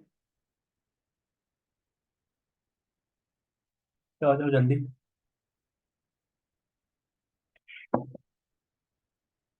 You on your cameras, everyone. Ravina, Shakar, Sharshita, Ravani, Vaishnavi, Rachna, Shika. Quickly. Hello, Ayushi is there, Dolly is there, Mohit is there, Radhika, Aditya. I'll take a good picture of you all. Quickly, Shaina is there, Shra is there, Anshul. So I hope up till now, whatever we have done, right? You're okay with whatever we have done. I don't know if you have not done classes with me, some new concepts would have come up, right? Stop, right? Right here today only after class, I'll give you the notes. Go through the notes. The notes are self-explanatory, right? You don't need to worry about anything, right? It will be quite clear to you what is to be done. So I would say out of 100, let's say 80-85 concepts you would have done, right? 10-15 concepts you can brush up today and solve questions, right? You can solve questions. See, with my book, you can solve any MCQ, any section C question, any section B question. To sit with the notes, solve questions, right? That is how the things work. Okay. Okay with whatever it is. Wait.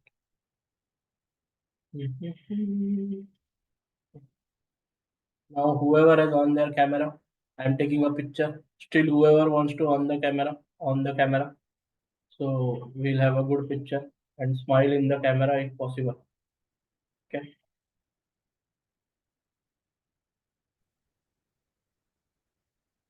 Quickly, everyone. One more minute. If anyone wants to on the camera.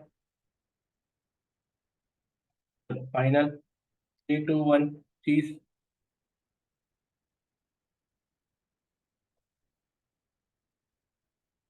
अरे. Okay. Take it. Done. Done. Done. अरे wait. No. Wait. Wait.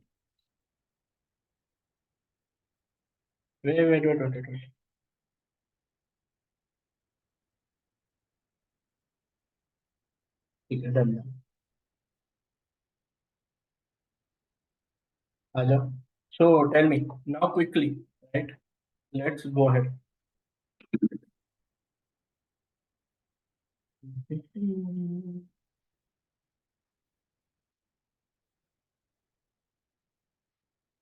Hello.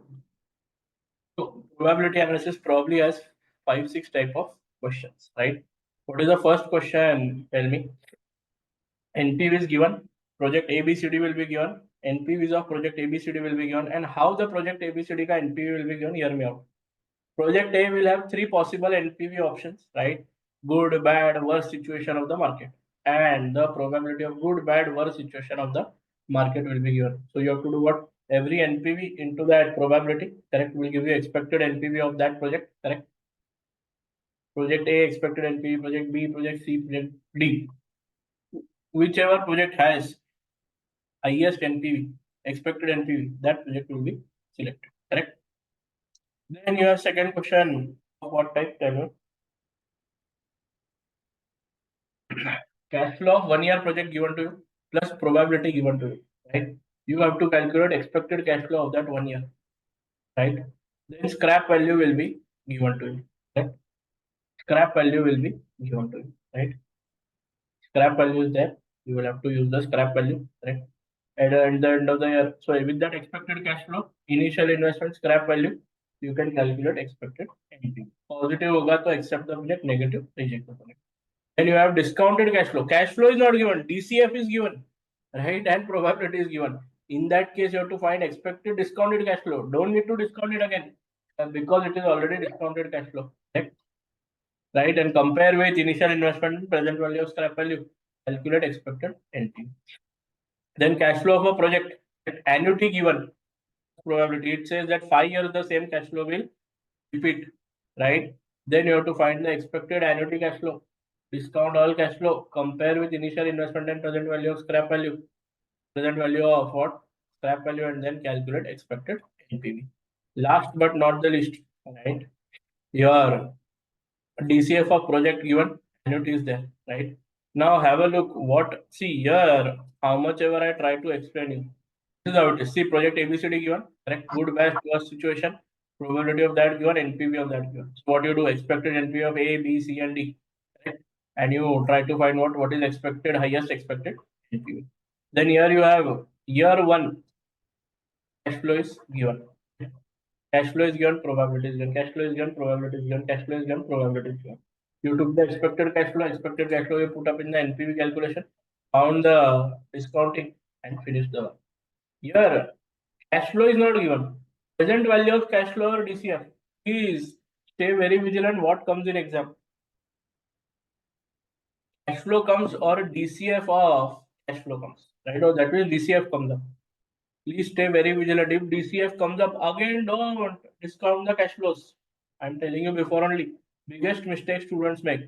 My own opinion. One question this time you can expect on probability analysis.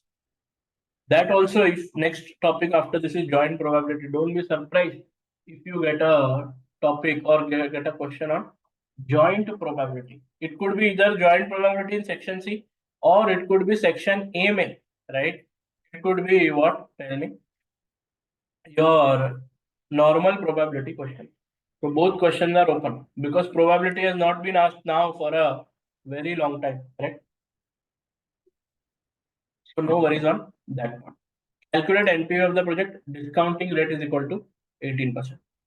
Expected DCF of year one, right? Already given, already discounted. So no need to discount that. You just need to take initial investment and take present value of scrap value and find your answer, right? Have a look. Then here what it is given, annuity cash flow. Mr. A will start a project with an initial investment of how much? 125,000. They will receive scrap value of 12,500 at end of year 4. The other details are cash flow, whatever. Year 1 to 4 cash flows is going to be something like this. 30,000, 35,000, 45,000, correct? Probability is what? Tell me. Whatever the probability given. Here, this is the annuity cash flow. Remember, this exam question comes up, students get so much confused that you will not be able to guess. 1 to 4 year cash flow is given. Same cash flow is appearing for 4 years. Then it has given present value of that cash flow is something like that. A company will start a new project with an initial investment of how much? $125,000. They will receive scrap value. This is DCF. If DCF of annuity given, directly DCF. So don't need to discount it again. Correct? Then comes the part of what? Tell me. Your, wait a second, joint probability. Let's talk about joint probability. So I have to give you the notes, no? Wait, I'll give you the notes as well in the group so you can download the notes. Sending it to you on the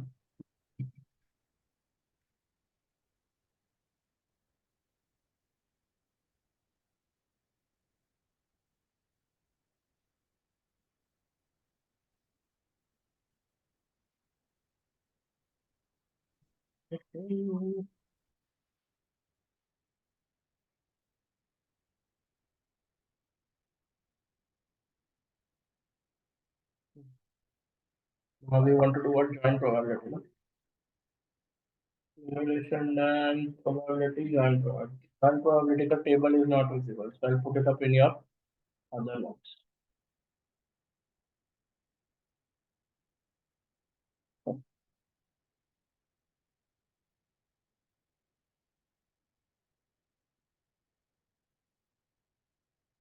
So there.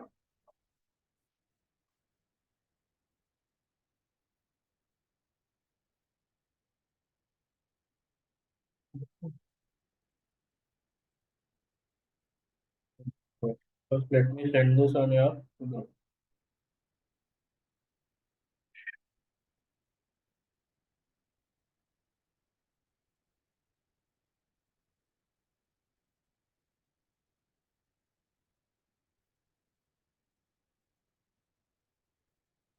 Here are the notes.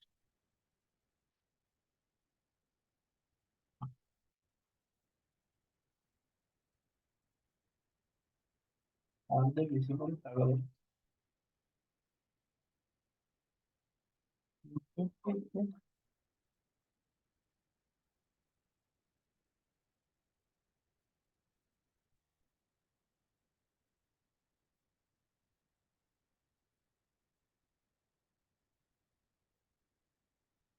Now getting up first joint probability. If some problem with the note, I'll send it. Don't worry. Joint probability. Now what is joint probability? 1 year cash flow will not be given. 2 years cash flow will be given. And 1 year, what is the probability? Total probability will be given. Next year, what is the total probability will be given? Have a look. So how it happens? So cash flow of calculate expected cash flow of 2 years, right? So see, simple method is what? 1 year cash flow given, probability of that given. Year 2 cash flow given, probability of that given. Find expected cash flow of both the years, correct? Find the do the discounting, go ahead, right? Then DCF given of 2 years, find the discounted cash flow that is there, right? Or DCF is already given, find the expected DCF, go ahead. But what if they tell you to draw the what? Joint probability table. Section C, favorite question of the examiner, correct? Section C, favorite question of what? The examiner. Have a look.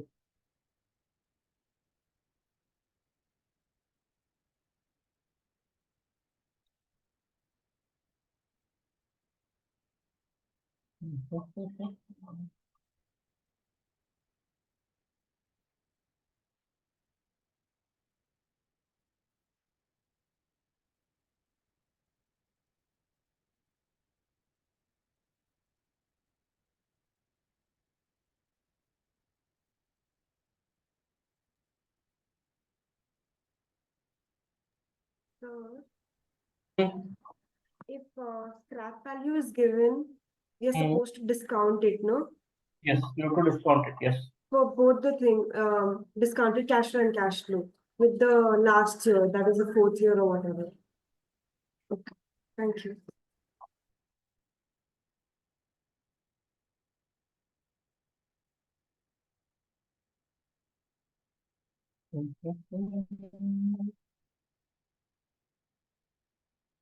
Now look at the basic table.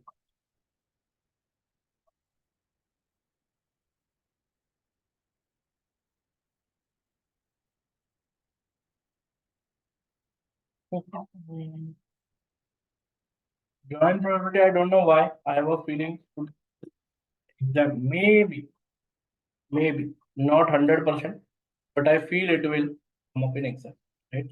So mark it as important. I don't know why I feel it is important, but it is important. So when it comes to joint probability, have a look at the Excel that is there. It's a very famous question. Per company, whatever you want to say, where joint probability comes up. In joint probability, what do you do? Individually, you can find the answer normally. Right? But what do? You make a joint probability. You make a joint probability what? It's a 3 by 3 grid. 3 cash flows of year 1, 3 cash flows of year 2. So what will happen? You will take different probabilities of each outcome. So there are how many outcomes? Tell me. a lot of outcomes come up, right? So what will happen? Outcomes will come up, right? So 9 outcomes will come up in a 3x3 matrix, correct? So what has happened here? You first discount the cash flows and then take them, or take the cash flows then discount them. I've taken DCF, right? Then I've calculated the joint probabilities, correct? How do I calculate the joint probabilities? Have a look. The probability of, see, I take what? It is 893 for first year.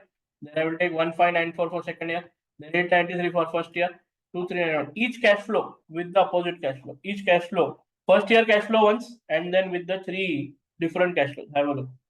So what I have done? Normal. See, 1000 with 2000, 3000, 5000. But what did I do? I discounted it before only, because I wanted to reduce the number of lines here. Joint probability mein what happens? See, 2 years cash flow given, correct? One option is what? Without joint probability table, how do you do it? Tell me. TCF karte ho, correct? You normally do expected cash flow of both the years, and then what? Compare it with initial investment and scrap value, get the entry. Simple and sweet, straightforward. Usme there is no tension at all, correct? But when it comes to what? Tell me. With joint probability table, correct? So what do? There are 9 outcomes that are possible. Sir, this 1000 cash flow with 2000, probability of 10% of 1000 and 30% of 2000 of second year. That might come up. You have 9 possible outcomes in a 3x3 matrix, correct? If it's a 3x2 matrix, it's a 3 into 2, 6 possible outcomes, correct? You will take first year ka cash flow, then with second year 1 2 3, second year ka cash flow 1 2 3, third year ka third cash flow and 1 2 3. This is how you do it. So 9 possible outcomes come up here, right? In joint probability question, right? Then you do what?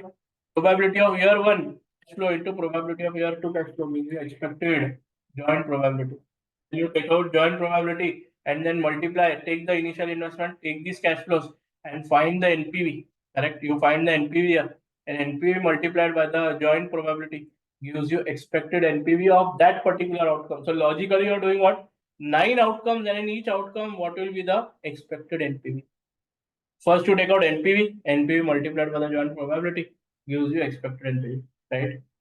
Then you get what? Total of this is what expected NPV of the project, right? Then you decide if it is positive, take off the project. Then questions are asked on that.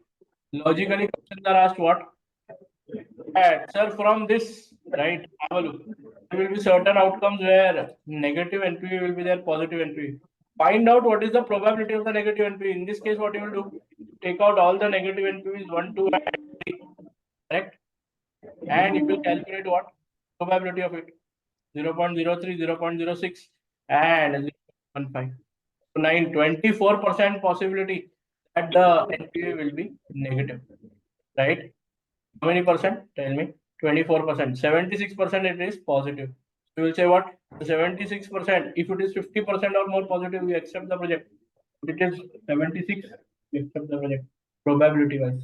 Then they will ask you that what are the project's most likely outcome? That means what? Which has the highest probability. Correct? So इसमें से you have to find out which is the highest probable what solution. Correct? Just a second.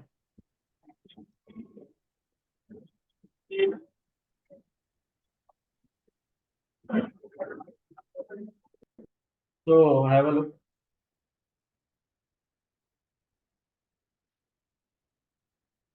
Right? So that is how it is. Right?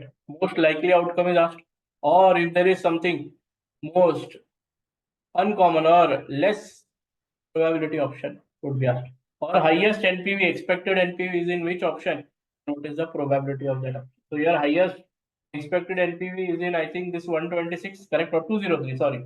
203 is there, or 376. 376 is the maximum NPV, and it has a probability of how much? 24%. All these, or having 0 NPV. Maybe here, if some option had 0 NPV, so uska probability that is there, you have to calculate. That is how things work out in a probability analysis. Okay. Are you okay with it, or do you have problem? Joint probability. Expected question in exam. I don't know how, when, what, but exam may, you may have a 2 marker, or if you have a good what? Tell me. Luck. Maybe you might get what? Per 2 question, right? Can I go ahead? Joint probability. maybe a lot of people don't even do the questions, correct? Then advantage and disadvantage of probability, I don't think that much important, but you can refer once from whatever notes you have, correct? Now going to lease versus buy, equivalent annual cost, capital rationing. First, we need to understand where does lease versus buy, equivalent annual cost, and capital rationing fall in your FM. Correct? Once you have decided to go ahead with the project, correct? Once you have decided to go ahead with the project, then what will happen? Tell me. Your lease versus buy, whether to buy the asset or lease the asset is the decision you will take. Lease versus buy, relevant cash flows for lease versus buy are quite simple. You take asset on lease, that is lessee. There only two cash flows are important: lease rental received and tax shield on what? Lease rental received, right? Then you have what? Tell me. Borrow and buy option, right? Purchase price of asset is relevant. Maintenance cost is relevant. TSO on tax shield on maintenance cost is relevant. Tax shield on tax allowable depreciation is relevant. License fees is relevant. TS on license fees is relevant. So what to do when they have said? Now see, there are 2 or 3 options in which or in what type the examiner can ask you question. What are the 2 or 3 types? Have a look. You have what? Maintenance cost given, allowable depreciation given, your license fees given, correct? And he says nothing about taxation, but gives you a tax rate in the question. First, right, pounce on that and take the tax shield on maintenance cost and everything. But when it comes any type of tax that you are paying, right? Generally on tax, you cannot save tax, but sometimes some type of tax, correct? If it is given that tax shield will be available on that, correct? Kindly take the tax shield on that, right? And then scrap it. So lease versus buy, what you will do? You will do comparative analysis. You will do buy. So lease rental paid and tax shield on lease rental. Borrow and buy, what you do? Purchase price of asset, maintenance cost, TS on TAD, license fees, TS on license fees, any tax paid, TS on any tax or any type of tax, scrap value once you are done, correct? So your lease done and buy done. All cash flows done, correct? You have the net cash flow or net cost of leasing or net cash flow of leasing and net cash flow of what? Borrowing. Then how to discount this? Always discount this with what? Tell me. What do you discount lease versus buy with? Tell me. What do you say? What do you discount this with? Tell me. What rate do you discount these cash flows with? Have a look. Tell me. What rate do you discount? tax. For which rate? Tell me. After tax borrowing rate? Have a look. After tax borrowing rate? Tell me. Yeah. What? Calculate before tax cost of borrowing and after tax cost of borrowing, right? If all cash flow, see if tax rate is not given and all cash flows are before tax, use before tax cost of borrowing. If tax rate is given, use after tax cost of borrowing, correct? Because you are bringing what? Borrowing cost and or borrowing and leasing on the same platform, correct? If all cash flows are before tax or after tax, right? Convert the before tax. How do you convert before tax to after tax? Before tax rate into 1 minus tax rate gives you after tax borrowing, right? After tax borrowing rate, right? Have a look. Calculate after tax borrowing cost. After tax cost of borrowing is equal to what? Before tax into 1 minus tax rate. How to go to before tax cost of borrowing? After tax cost of borrowing divided by 1 minus, right? Are you okay with lease versus buy? See, here is a question I would have done. Hawker company, if you can have a look. Very similar question. A lot of books has this question. Have a look. It has a purchase price, scrap value, TS on TAD, CO2 emission tax. It was told in question that tax shield on CO2 emission tax will be saved. So we saved that. You get net cash flow, borrow and buy. You have a discounting rate given. After tax borrowing rate of 4%. We use that and we did the correct. And then lease the machine. If you lease the machine, the lease rental paid. Now see, in the lease rental paid, there could be only one problem that comes up that you might be a bit uncomfortable with. Have a look here. Sometimes lease rent paid in advance, correct? Have a look. Tax paid in same year, right? Have a look all the options that can come up in these. Just see here. Lease rental. Lease rental paid in advance and tax paid in same year. So lease rental 5,000, and tax paid in same year. Lease rental paid in advance, but tax paid in arrears. Have a look, minus 5,000 in 0 year, but tax shield in second year. Then lease rental paid at the end of the year and tax also paid in the same year, then 5,000, 1500. But when it comes finally to lease rental paid right, in first year and tax paid in arrear. Have a look. You will not get this anywhere else. I guarantee. Correct or not? Well, this is how things work out. And going ahead, you have EAC. EAC. Right? EAC helps you find the optimum asset replacement cycle. Optimum asset replacement cycle means what? You have a truck, right? You have an option of replacing it every year, every 2 years, every 3 years, right? So how to compare whether to replace it? So what you'll do, sir? It's a continuing cycle. What I will do? Tell me, sir. Today I buy a truck. At the end of first year, I will sell it. Then again buy a truck. At the end of second year, I will sell it. Then again buy a truck. At the end of third year, I will sell it. That means what? You are replacing the truck every year. Or sir, second option is what? I will buy a truck today. 2 years I will use it. Then I will sell it. Then 3 years or again 2 years I will use it. Then sell it. Same thing. Then 3 years, 4 years. Every 3 or every 2 or every 1 year you are going to sell and buy the truck. Now can you compare whether to do what 1 year, 2 year or 3 year? Tell me. It's very difficult to do it. One option is what? Your 2 year, let's say there's a 1 year truck, correct? You want to compare with 2 years. So what do? You buy the truck twice and take 2 times cash flow of one truck with the 2 year truck and try to what? Tell me. Basically compare. But tell me, will it be very feasible? Let's say if it is 3 years and 4 years. So you have to do what? Tell me. 3 into 4, 12 years you have to run. 3 years ka 4 times, 4 years ka 3 times, which will not make sense. Because there is an MCQ which was asked, right? Can you, instead of doing EAC, can we do this what? Can the trucks run these many times? Yes. But is it a logical option? Right? No. So the logical option is what? Finding EAC. What do? Every truck you find the present value, whether it is replaced every year, every 2 years, every 3 years, every 5 years. Correct? You find the present value of the truck, correct? Present value of cost of replacing the asset in n years, correct? Divide by the annuity factor discounting rate, comma n.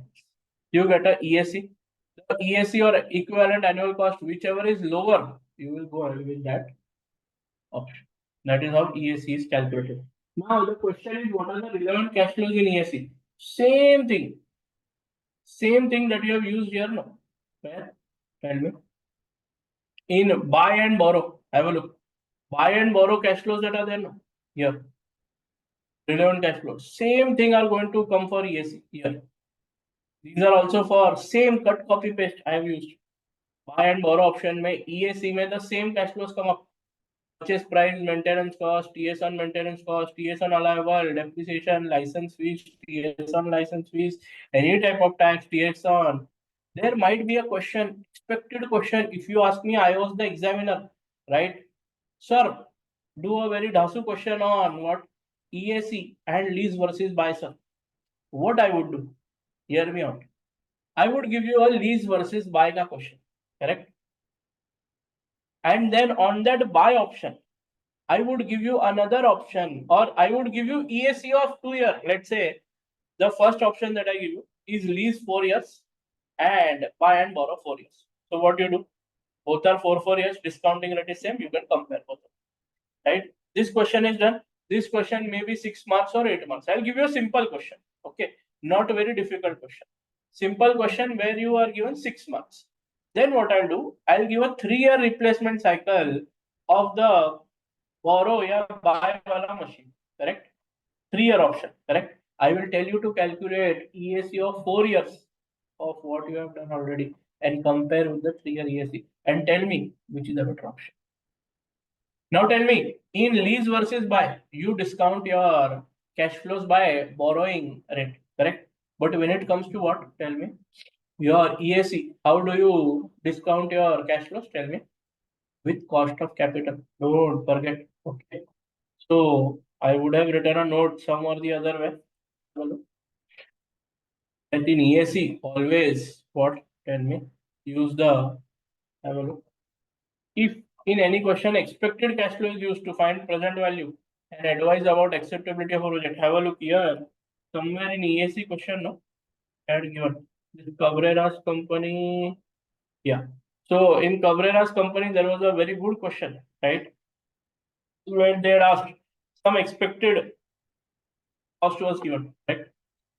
And it did the calculation with all the different expected costs. You can have a look at Cabrera's question, correct? That is one way of looking at it, correct?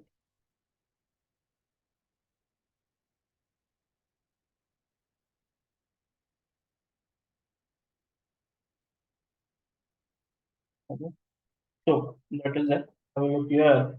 You can have a look at this question, Cabrera's company, right? Then going ahead. In EAC, always use what? WACC rate, that is cost of capital. Right? That is total weighted average cost of capital. Then comes the favorite part. If an expected question, one I told you what?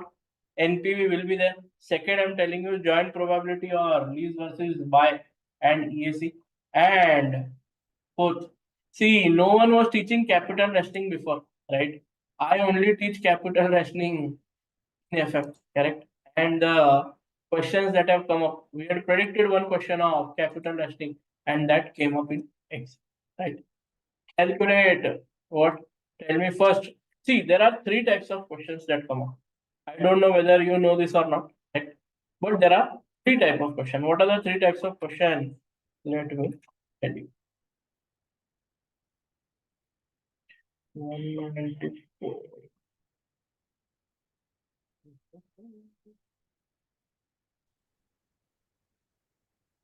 Is it visible? Have a look. Not visible. We have a table, don't worry.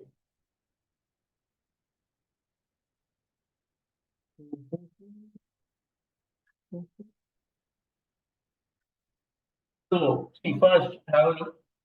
You must have not seen this. All projects are independent plus divisible. That is the first type of question that comes up in exam. All projects are independent plus dividend.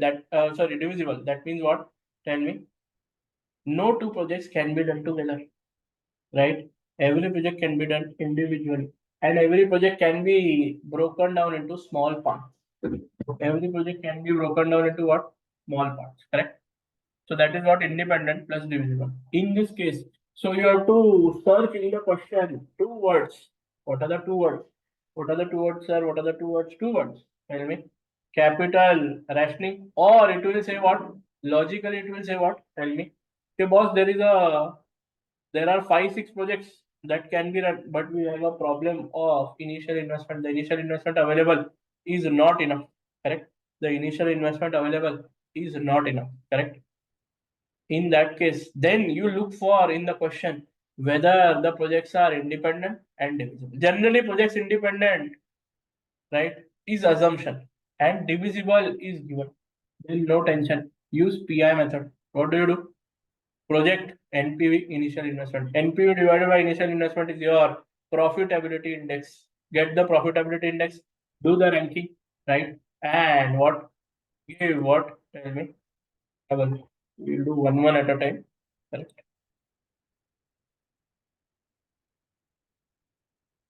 This is what?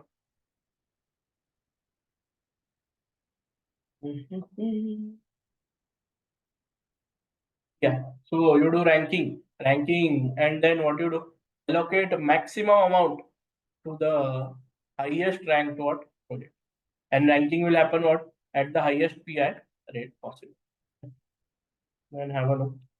This is the now there is a question problem or a problematic question that comes up in exam. What is that? Have a look. Calculate what profitability index. Rank all projects based on PI. Maximum allocation to highest rank project to get maximum NPV.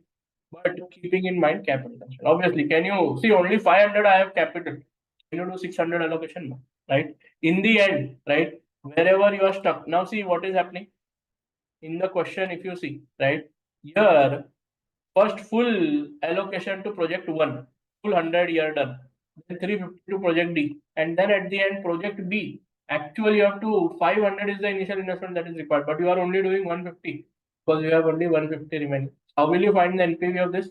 The total NPV for 500 into 100. So 75 by 500 into 100. Or you could say what? Tell me. 150 into the PI. However you want to do it. Now what happens at times? Hear me out. If there is a tie. If there is what? Tell me. A tie. In case of a tie in PI, that means what? Let's say here 30% you got PI, other also 30% is there, right? So what will you do? If there is a tie in, so see, this no one will tell you because they can teach you capital, rationing, everything.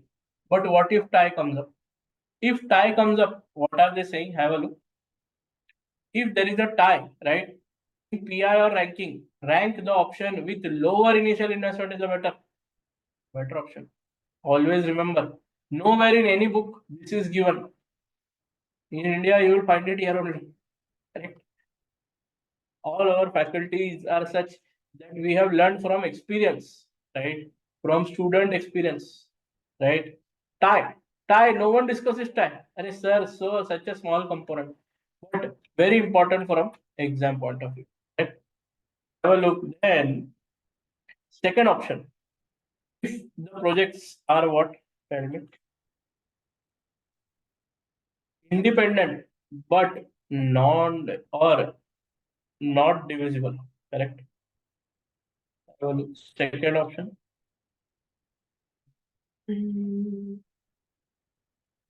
Take this on the next sheet.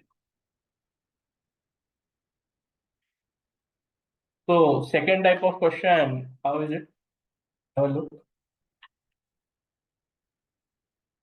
Indivisible. Indivisible means what? Sir, they cannot be broken into two parts. So if you either run the project full or don't run the project. In that case, no PI or no method works out. It is simply what? Trial and error method. You make groups of projects, right? And try to stick to the capital constraint. It can be either total capital constraint utilized or there will be some slack or some amount that is not invested. Correct? I will do that part. So what do you do in that? Here is the notes. Non-divisible. See, all projects are independent plus indivisible, right? But trial and method form groups of what project? Keep in mind capital constraint. Choose the option with the highest NPV and lowest initial investment. Correct? So what you do? You have one, right, where there is a tie. Both NPVs are same. One is the initial investment of 100. One is the initial investment of 150. NPV is same. Which project will you choose? 100. The project with lower what? Initial investment. NPV might be same, but lower initial investment. You have to correct. Can I go ahead? Have a look. I've done a question here. If you feel you want to do a question, you can always try to do the question.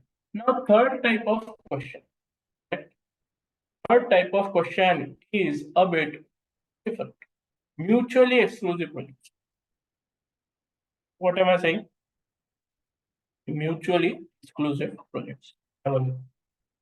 Mutually exclusive. In mutually exclusive also, what will happen? Some projects are mutually exclusive. That also will break up now.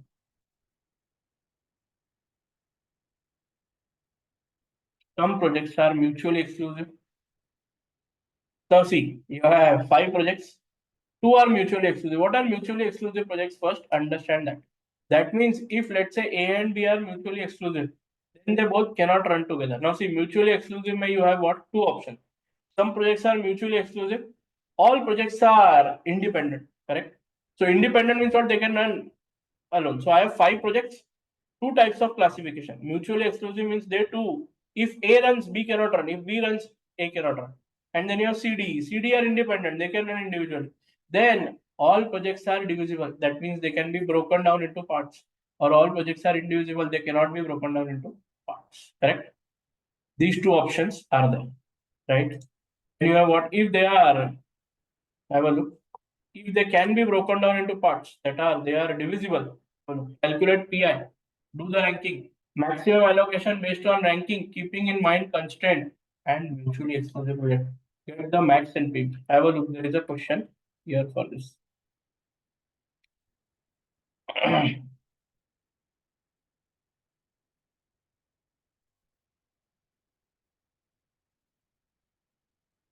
Have a look. Project A and B are mutually exclusive. If project A is done, project B cannot be done, and vice versa. Other projects are independent. All projects are divisible, right? So, have a look. So here, what did you do? We did PI and we did ranking, correct? We chose what? If project A is done, project B cannot be done. So project A is ranked higher, correct? So we did project A and did not do project. Correct? A question on this is expected in the exam, right? And then you do what? Are mutually exclusive and all are indivisible. In that case, so you have to do what? Trial and error method. So you have to find the answer. You have to make sure that A, B do not come in the same answer. Correct? Then you have theory of capital rationing. You would be glad to know. Last to last quarter, that is what? September 2024. This capital rationing theory, cut copy paste came in exam. Single period capital rationing, multi period capital rationing, right? Single period capital rationing is capital shortage in only a single year, right? And multi period capital rationing is for multi years. First, what is capital rationing? What is, tell me, wherever or whenever you have multiple positive NPV projects that you can run, but you have shortage of capital, which leads to you choosing which project to run. That process is called capital rationing. The shortage of funds could be because of two reasons: hard capital rationing and soft capital rationing. External capital rationing also it is called, and internal capital rationing also it is called. Now the important theory is what? Advantages, or what is hard capital rationing and what is soft, or reasons for hard capital rationing and soft capital rationing. Generally, hard capital rationing is external to the company. That means what?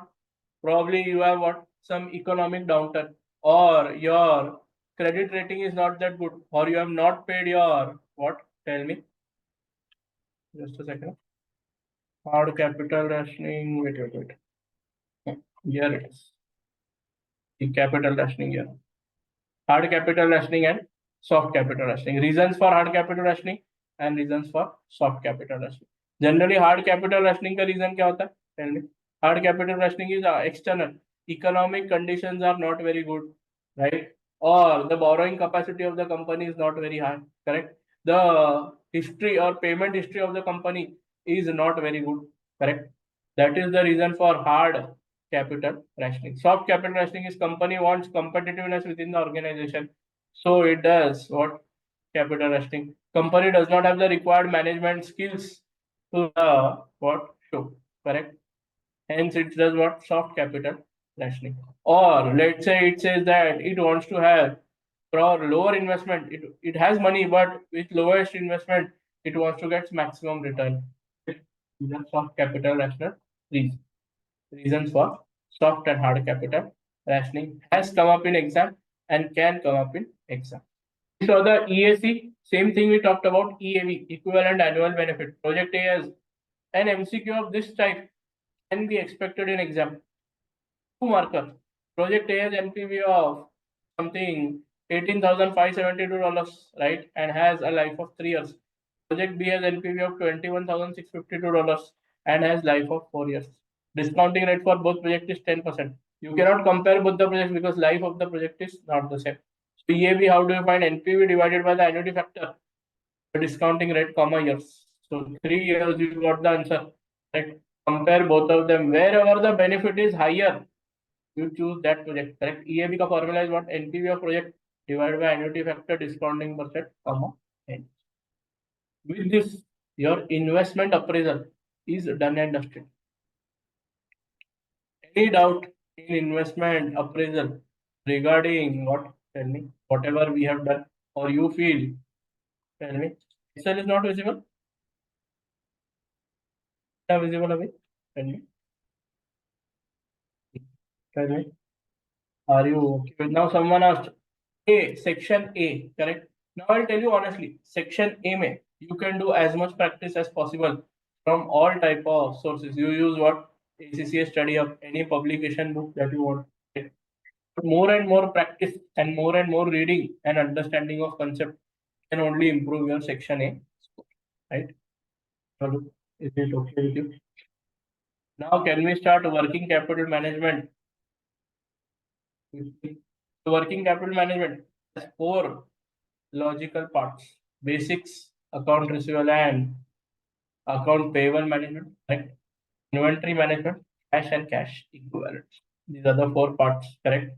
Now see, basics I have told you, working capital, investment and working capital financing strategy.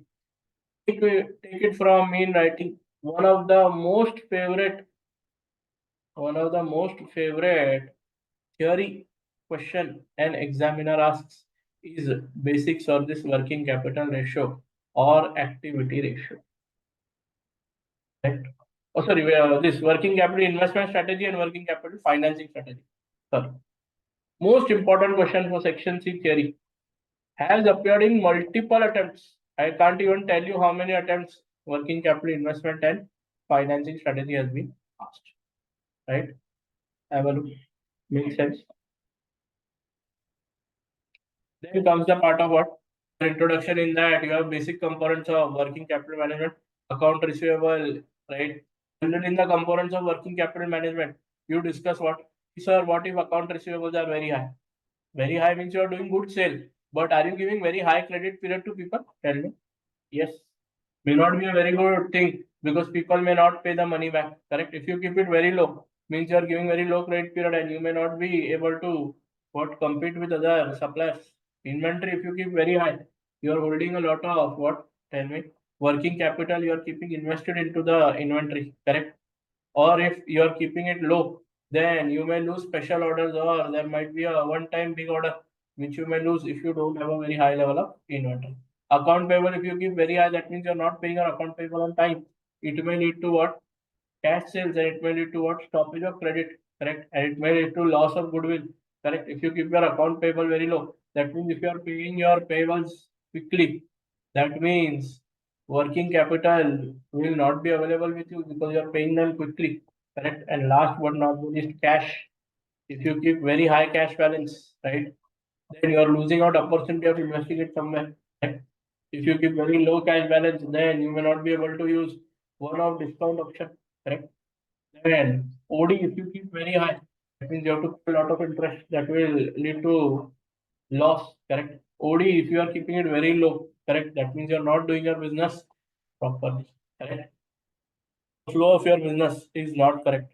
Right? Then cash operating cycle is nothing but your what?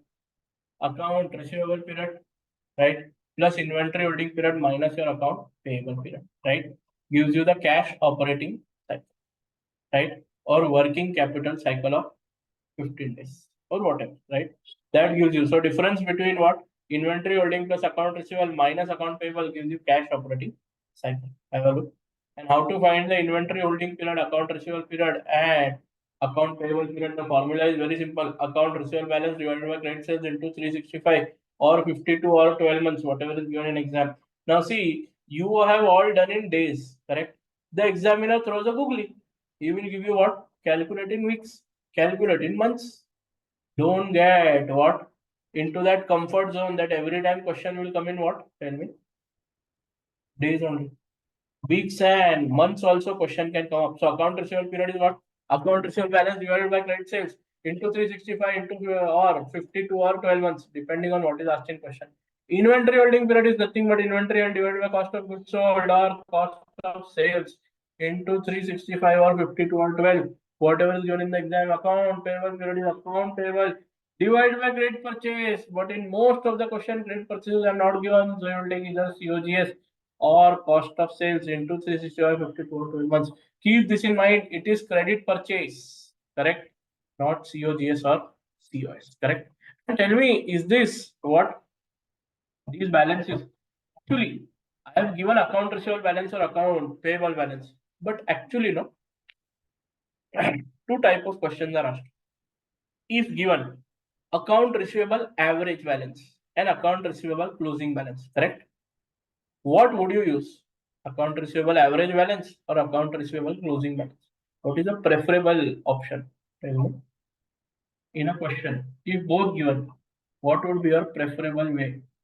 Would you take account receivable average, account payable average, inventory average held?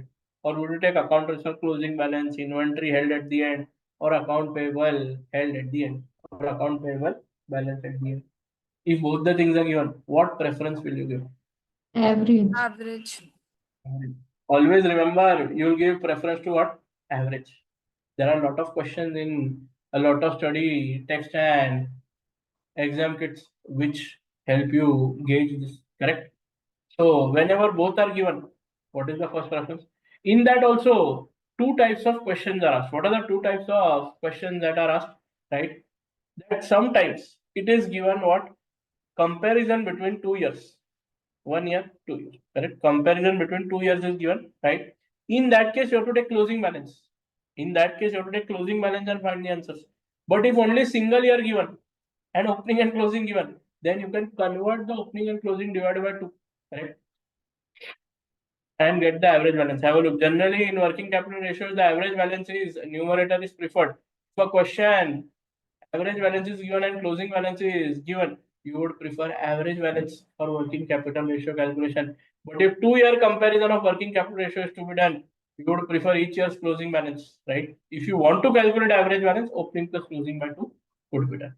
The cash operating cycle or working capital cycle for a manufacturer would be nothing but raw material held period plus WIP held period plus finished goods held period plus account receivable held period minus account payable held period gives you the cash operating cycle or the money or the number of days I'm short of cash. Correct? Right? Then how to find? See, we will discuss account receivable, account payable, inventory. We are going to discuss what? Raw material, WIP, and finished goods. Finished goods is the same as your inventory held period. When it comes to raw material, then it is raw material held divided by raw material consumed into 365 days or 52 weeks or 12 months, depending on the question. WIP held divided by total production cost into 365 into 50 or slash 52 slash 12 months, depending on what. I have derived all the formulas. If you want to derive the formulas, you can do that. If the question comes up as a turnover ratio, working capital turnover ratio, then there is something called as inventory turnover ratio, which is nothing but whatever formula you did for days or period, Volta formula of that COGS divided by inventory gives you number of times inventory is churned during the year. Correct? Account receivable turnover. Correct? Credit sales divided by account receivable into dash times. Account payable turnover credit purchase or COGS or COS divided by account payable. A question of this type, very favorite question of the examiner.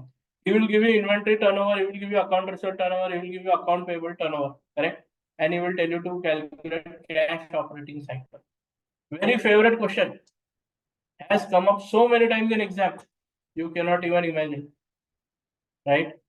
Favorite. So what you do with the turnover ratios, correct? You find out the number of days, right? Number of days once you find out, right? And then with that, so what you do? Inventory turnover ratio is equal to 365 divided by what? Tell me, inventory holding period. Inventory holding period, right? So this is how you do the question. 7 divided by what? 365 by inventory holding period. Here, what was the inventory turnover ratio? COGS by inventory head, correct?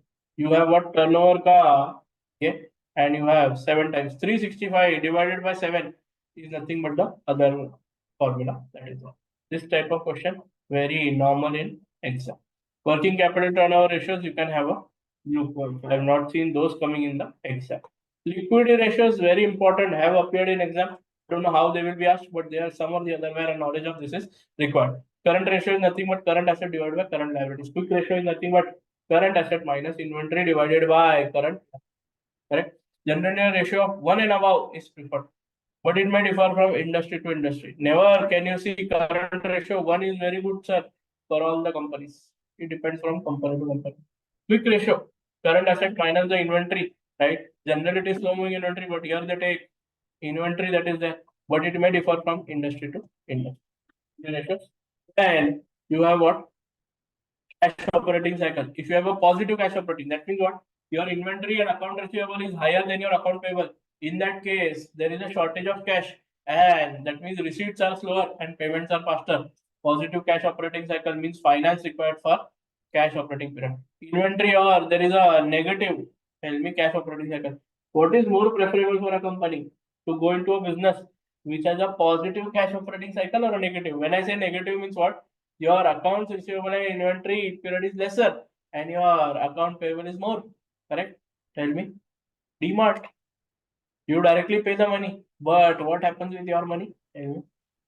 Tell me. You pay directly to DMart. DMart has to pay to its suppliers what? 60 days, 90 days. Tell me. Inventory holding period is equal to 40 days. Account receivable 15 days. Account payable. Preferable is what? Tell me. Positive COC or negative COC? Positive COC sound positive, but negative COC is the desired what? Tell me. Now when whatever happens, right? Have a look. Cash operating cycle and impact of components. Have a look. Account receivable. If the cash operating cycle, what? Or if account receivable go up, what happens to cash operating cycle? It will also go because account receivable increases, cash operating cycle will also increase. Account receivable decrease, cash operating cycle decreases. Inventory holding increases, cash operating cycle will also increase. Inventory holding decreases, cash operating also decreases. Accounts payable period goes up, cash operating cycle goes down. Then tell me, account payable goes down, cash operating cycle goes up. Remember this. Certain MCQs it has been. Now coming to the working capital investment strategies. Now here we talk about quantum of investment. Very important to remember quantum of investment. Quantum of investment means what? Tell me. How much will you invest in your working capital? Right? So the other is working capital financing strategy. What is working capital financing strategy? Working capital financing strategy is very simple and straightforward. What is that? Tell me. Working capital investment and financing. Investment is quantum of investment. Should I invest smaller amount or higher amount in my working capital? Or sir, finance, from where should I fund my working capital? So whenever I say working capital investment strategy, this means what? Conservative strategy and aggressive strategy. Conservative strategy means what? Tell me. High amount of investment in working capital of the business. You invest very high amount. Conservative. You don't want to be what? Aggressive. Aggressive means low amount of investment in working capital of business. When you do high investment, you are like, okay, sales for 30 days ke, instead of 30 days, give 40 days credit period, correct? So account receivable period will go up. Inventory, you will hold higher inventory, correct? And account payable, it will either stay the same or you will pay the account payable on time or early, correct?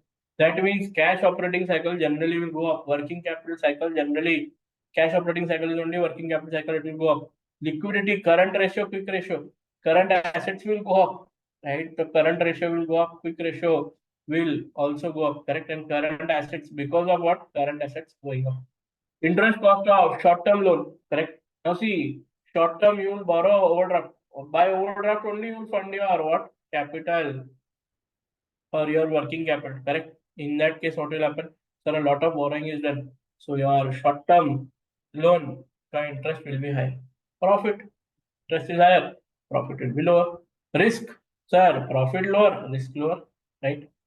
Sales by net working capital will also be lower. It is called as over-capitalization. It is called as what? Over-capitalization or over-investment in working capital, right? Then comes the part of aggressive strategy, right? Low amount of investment in working capital, account receivable will go down. You will what? Not give a lot of credit period, right? Your inventory will also be minimum, correct? And account payable will be higher because you will not pay everyone on time. And you'll say, no, wait, I'll give you in 10, 15 days. Goodwill is lost in that situation. Cost of capital will fall down, working capital will fall down, liquidity will fall down, current ratio falls down, quick ratio falls down because current assets fall down, current liability go up. Interest cost on STL obviously will be low, correct? Why low? Because, sir, my investment only is going to be at a lesser amount, right? So interest cost will be low. Profit will be higher as risk is higher. Sales versus or sales by net working capital will be high. Under capitalization.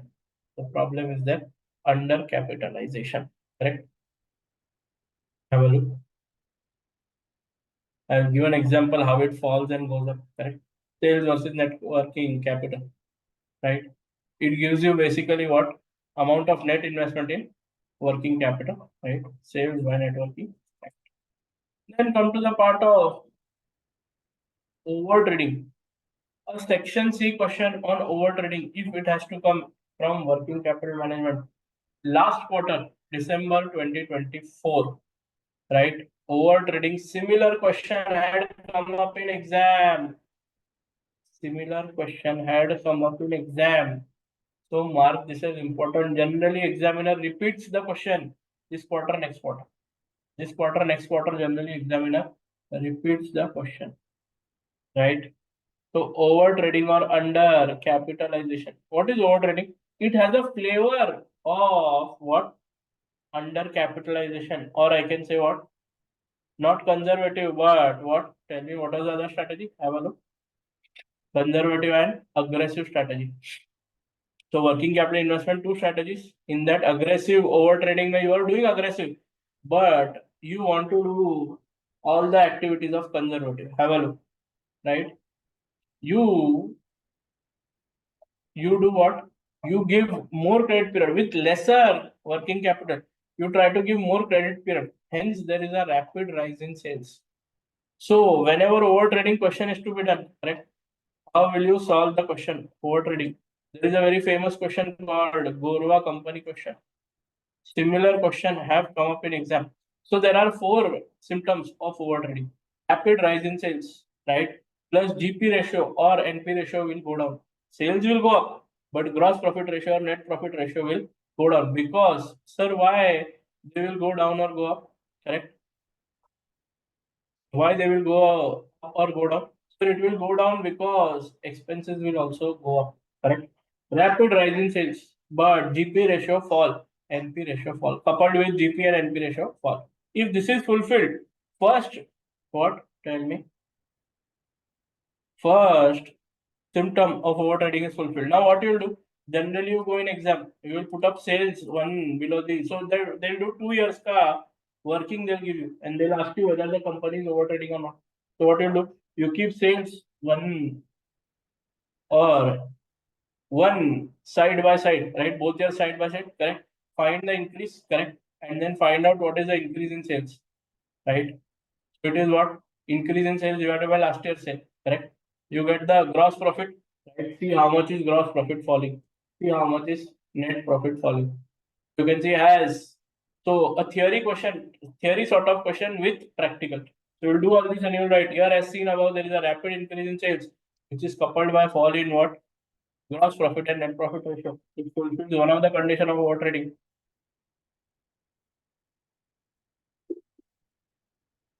But we have to look into other conditions. What is the second condition? Account receivable balance goes up. Inventory holding period, generally period goes up. Account payable may go up or may remain constant. TOC goes up rapidly. See, when I say rapidly, I say 5-7%. It has to go up 10-15. 15 se aage, 20, 10 se aage, it has to go up 10 to 15%. The rapid increase or rapid fall. Right? Then here you can calculate all the AR days, inventory days, AP days, and give a comment that as the working capital period has gone up from what? 50 or maybe your cash of 43, from 36 to 43. How much percent? 20% rise almost, correct? And the sales net working capital also, sales by net working capital also you can calculate. As the working capital period has gone up, the company requires investment higher period of time, but less working capital is invested to churn out more sales, which will lead to one of the symptom of overtrading. Just have to pass a comment. Rapid fall in liquidity ratios. Now, if you have a look at rapid fall, it has to be 10-15% or more. Now, when you calculated current asset and current liabilities here, you found out current ratio may only 9.7 to fall, quick ratio may only 5.6. Correct? There is a fall in current ratio, quick ratio, but the fall is what? Not rapid. So you cannot consider it as what? But they cannot be considered rapid fall, right? Here the company has done additional investment in current assets. Last, you will find the increase in working capital, current asset minus current liabilities being done by short-term sources. So you look at what? All the liabilities, and you will see what all new capital has been bought in.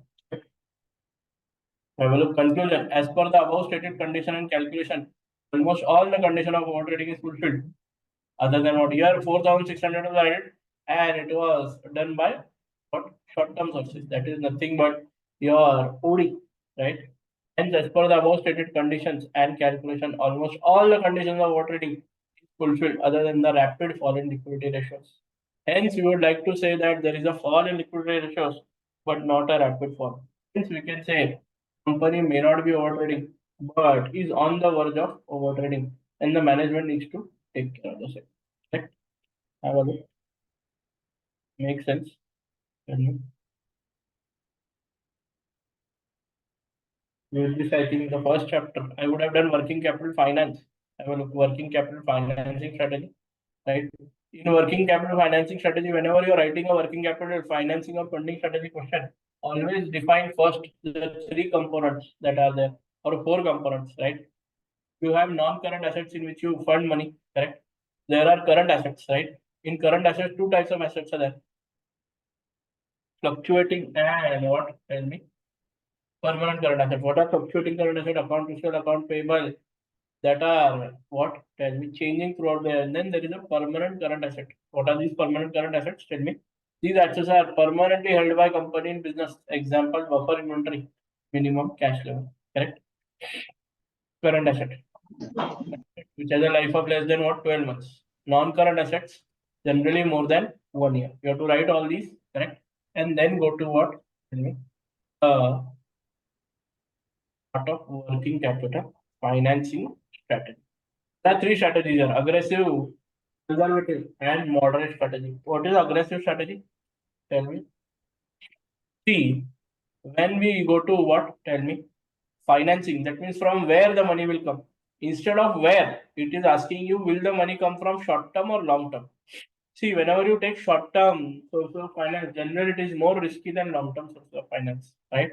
Hence, whenever you take short term sources of finance more than long term sources of finance, then you are more risky project, correct? Now, see, for your non-current asset and your permanent current asset that are going to be permanent in the business, correct? Oh, sorry, non-current asset and fluctuating. So for non-current asset, you always take long term because it is more than 12 months. For fluctuating current asset, generally you take short term because they are less than 12 months. But when it comes to permanent current asset, what are permanent current asset? Buffer inventory, right? Your reserve cash, all these things are short term or are what? Tell me, permanent in the business, right? You keep certain minimum money into your current assets, correct? So permanent current asset is something you fund. So if you fund permanent current assets with long-term source of finance, right, then you are conservative. If you do it with short-term source of finance, then you are aggressive. But sir, what if I knock the door of every current asset or non-current asset? Ask it, how many years are you worth? He says 5 years, take 5-year loan. How many years you are worth? 10 years, take 10-year loan. How many years was your worth? Right? Sir, every day I will change. Array, every day all alone. You go there. Correct? So aggressive and conservative are taking one situation, either long or short term, and asking what? Tell me. Moderate or matching strategy, correct? So asking what? Matching the period of asset with the period of finance, right? In aggressive strategy, what happens? Interest cost falls, profit goes up, risk goes up, gearing, right? Under investment of what? Long-term capital. Gearing, what will happen to gearing? Tell me. Gearing will generally go down here, correct? Right? Under investment of long-term capital, over investment of long-term capital. You will use more of short-term. Gearing generally takes long-term, so gearing will fall. Here gearing will go up because long-term capital will go. Right? So your interest cost will be higher because it's a conservative approach. You are using long-term finance for current assets. Profit will go down, risk will go down, gearing will go up. So you are taking more long-term capital. Correct? Right? Whenever you switch from long-term source of finance to short-term source of finance, right? It is called as what? A renewal problem, because every year you will have to renew your what? Short-term source. But when you convert a short-term into long-term, right? It is called as a maturity transformation. It is called what? Maturity transformation. 1 year maturity you are turning into what? 5-year maturity. Correct? Right? You want a short break? Tell me. After which you can complete working capital. Probably start cost of capital. school may not be able to do cost of capital, or maybe will not be able to complete or go into cost of capital. You want a break? Tell me. Yes or no? Yes, sir. Small break. Yes, sir. 10 minutes. Okay. 12 minutes. To come back by 12:13.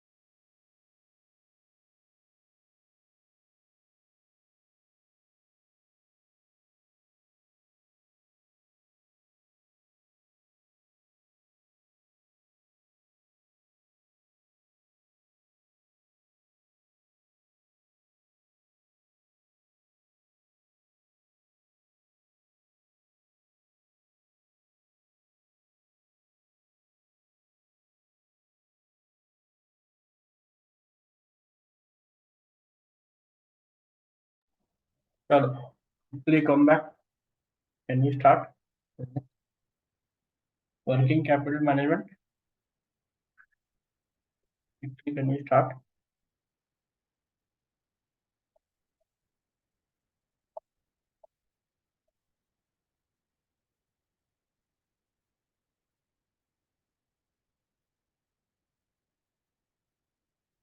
Are you back?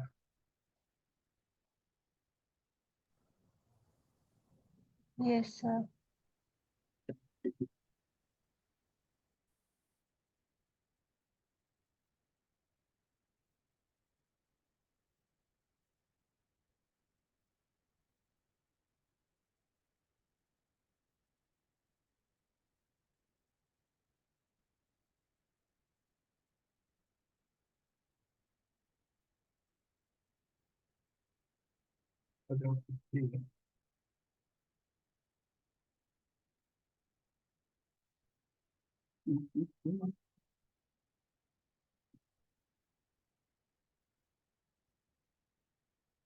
So we go into what? Inventory control. In inventory control, what is that? Tell me. Basics of inventory management, EOQ, and EOQ with what? Buffer inventory, right? Then you have EOQ versus bulk discount, correct? Then you have reorder level and advanced question there is there of reorder level. Then there is something called as JIT, just in time approach, which is only theory. Again, mark JIT as very important, most important from theory point of view, correct? From theory point of view, JIT most important, right? Then basics of inventory, if you keep very high inventory, what will be the cost? If you keep very low inventory, what will be the cost? Okay. Very high inventory, what will happen? A lot of capital will be tied up, correct? Or because of a lot of capital being tied up, what will happen? Tell me. Inventory high, capital tied up, more interest cost will be there, less profit will be there. More storage space will be required, correct? That means more fixed cost will be there, right? Keeping a very high inventory, the advantage is basically if someone comes for a one-off order, a very high order comes up, you can cater that what high or one time big order, correct?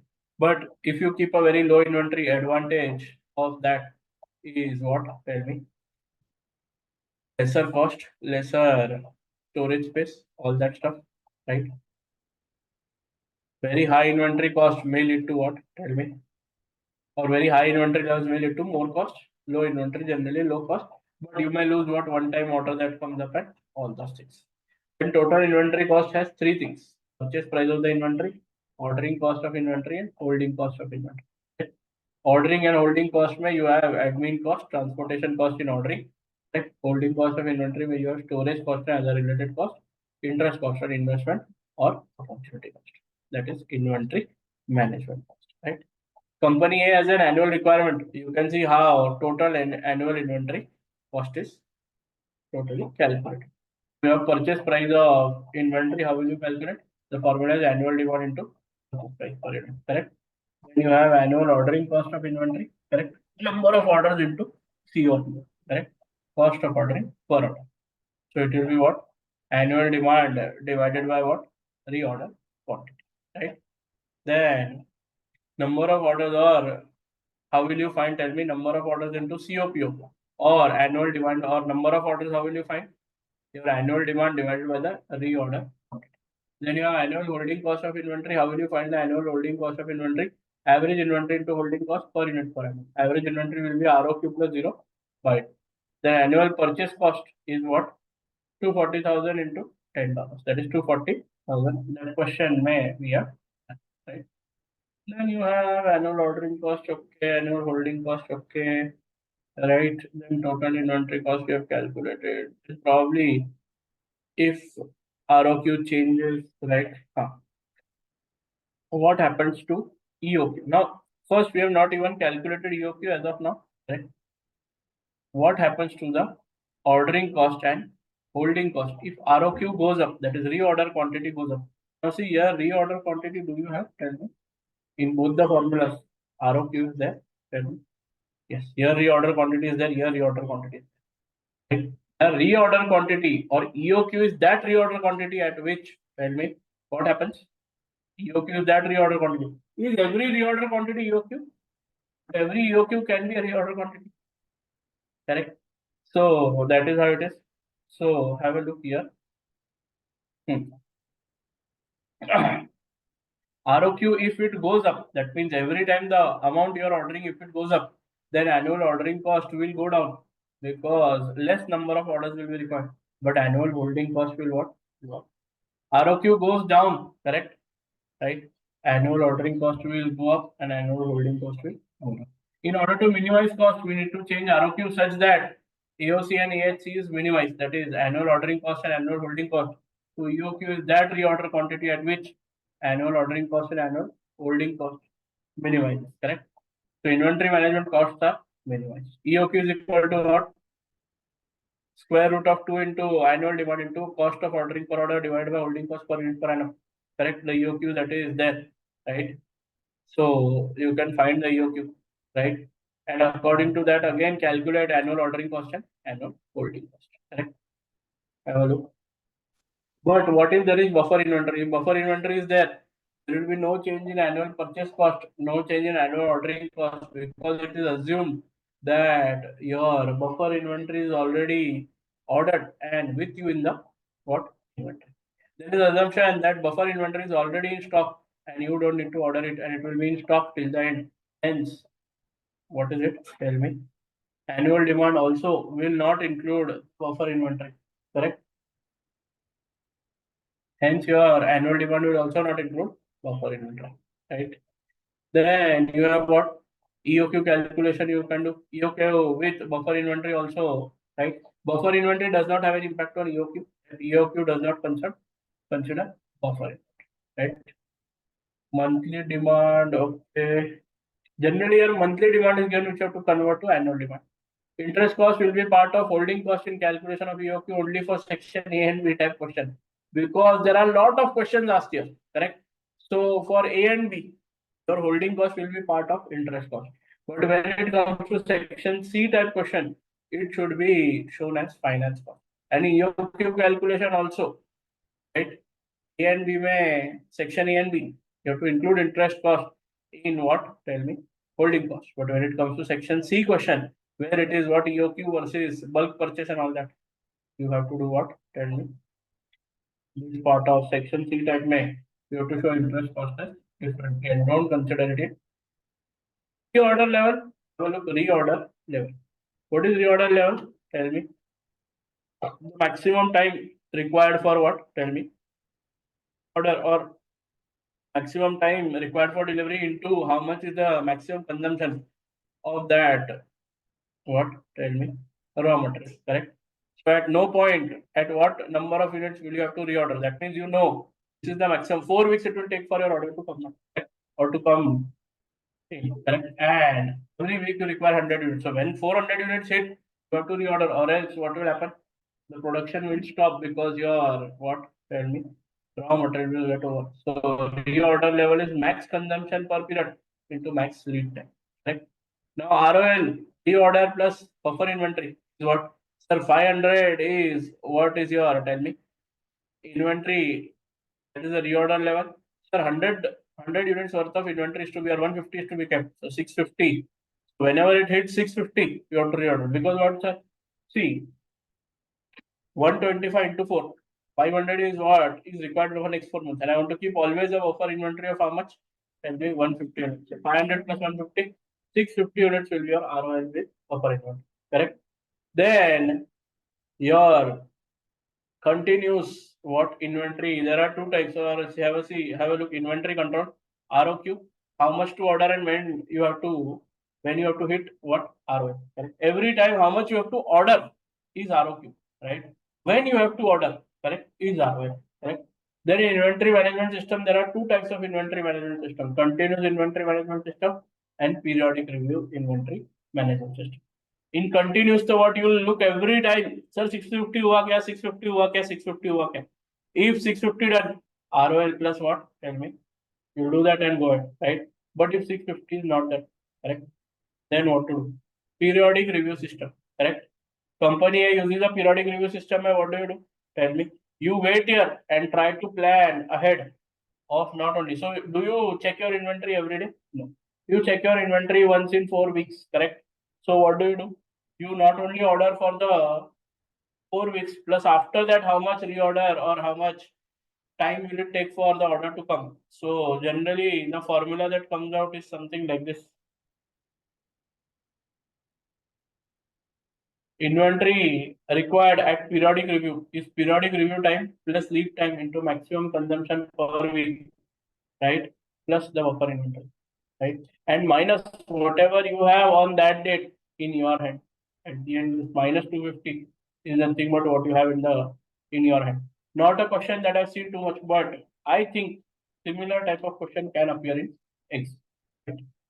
Then you have JIT. You have 3 questions: characteristics of JIT, aims of JIT, and benefits of JIT. These 3 questions are quite similar, right? Today, read these questions. Today's homework: JIT. These 3 questions. Note these down. Characteristics, correct? Aims and benefits of JIT. Today's homework. Read all the 3 questions. Tell me, are they different or are they same? Quite similar. Almost all the 3 questions have same content. Note this down. JIT, characteristics, aims, and benefits of JIT. Right? Now, what is JIT? Just in time, where you keep zero inventory, zero wastage policy. Correct or not? Never any inventory will remain, or never any inventory will be there. You don't have a warehouse only. Correct? Directly when the order comes, you order inventory. So you require a very good supplier. Best supplier should be there. Correct? So that what happens? You received an order today, you have to start production tomorrow. That person should give you the order by tomorrow. Correct? He may charge a bit extra, but best quality raw material should be received. Best quality raw material will be received from that person. Characteristics of GIT. Right? Then it is a flexible process. Correct? That means what? Tell me. Even any inventory that is there in process should never remain attended. That means what? Whenever I say on the conveyor belt, your raw material is being converted into finished goods, never ever should this inventory be part of what or should remain unattended, because of which some process goes wrong and there is a defect. Zero defect policy. Zero defect policy. No WIP. Complete the process there and then. Don't wait too much time for things to happen. Right? All these are JIT or just in time approach. Correct? Today's homework, read all these 3 questions. Now come to working capital, account receivable and account payable management. Account receivable, basic theory is there. Then account receivable management discount is there. Account payable management discount is there. Factoring is there, and foreign account receivable management again here is there. Correct? Now have a look areas of account receivable management. Policy formulation you will follow. You will decide what credit policy to be followed. What customer details from customer to customer. Correct? New customer, you may not give credit, but older customer, you may give credit.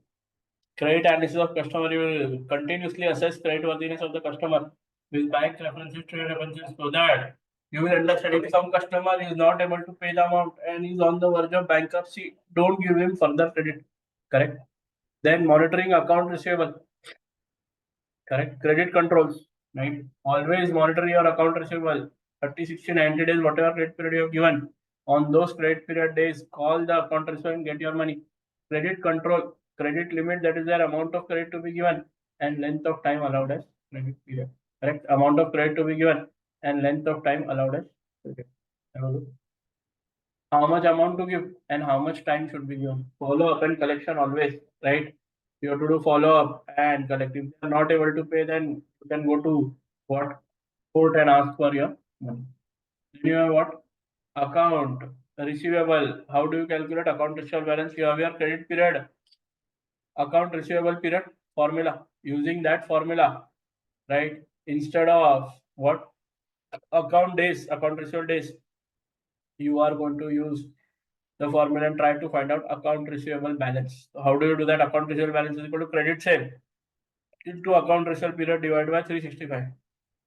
So on an average account receivable balance in the year, whatever you find, correct, which you are going to invest or which you are going to finance from certain short-term source. So you get a finance cost in dollars of account receivable, let's say 7%. So what you do, this account receivable balance into 7% is nothing but your interest cost of funding account receivable. So when I say financing cost of account receivable, a full formula is to be written.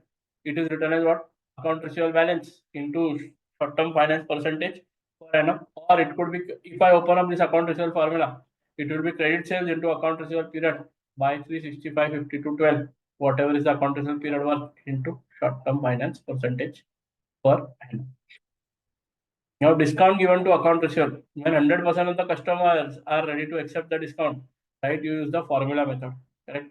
And when all customers, right, don't accept the discount, that is only part percentage of customers accept the discount, you follow existing versus new system. Here in the what? Tell me, discount percentage option, right? You have two options. Simple interest formula for annual discount, which is nothing but 100 into discount percentage divided by 100 minus discount percentage into 12 by period saved. That will give you simple interest formula, say annual discount rate. Now there is a lot of confusion over what is to be done. Should we use simple interest or should we use compound interest, right?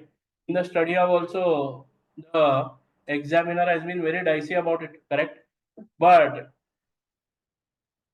here, what should be done, right?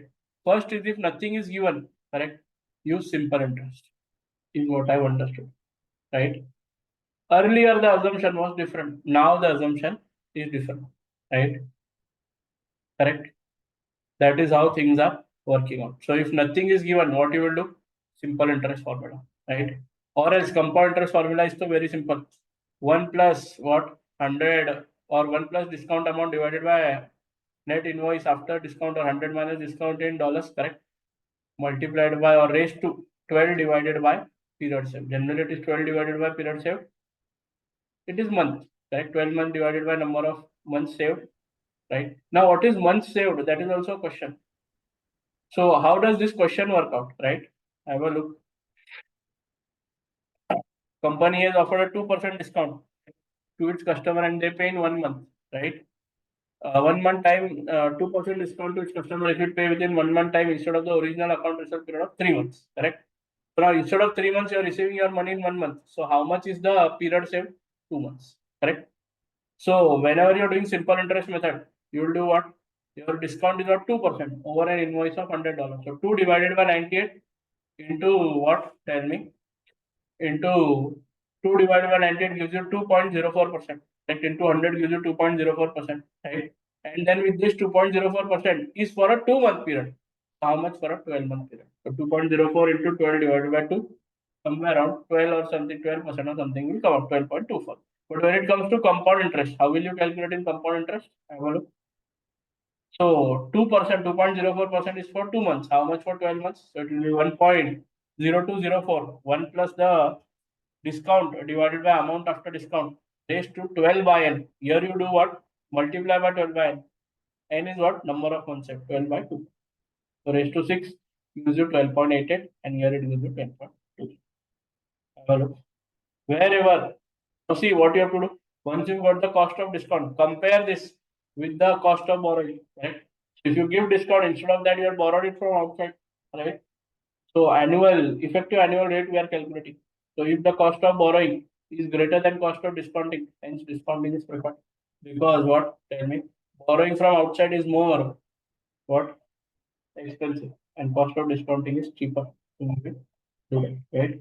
Account receivable discount 100%. Customers, what? Tell me. If cost of short-term borrowing is higher and cost of discounting is lower, cost of discounting is better.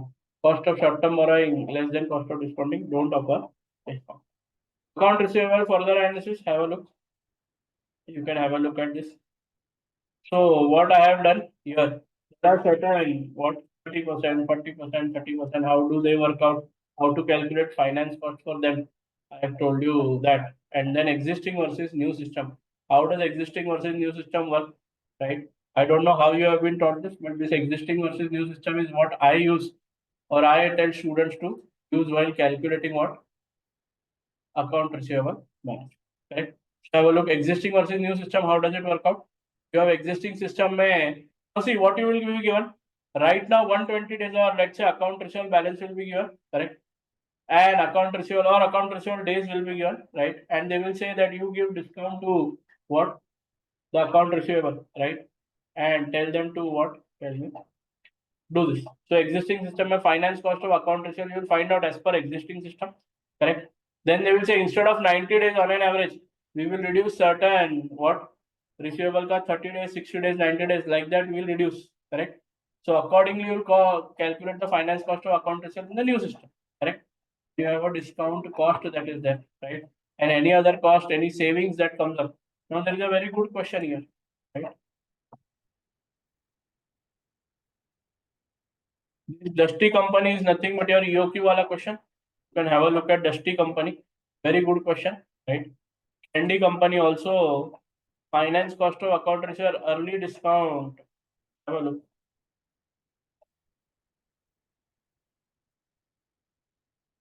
Finance cost of account receivable, right? Can we do one thing? Tell me. I think you all are way too done for today. Tell me. Or is it no? Want to continue or you want to do one question? Tell me. Quickly tell me.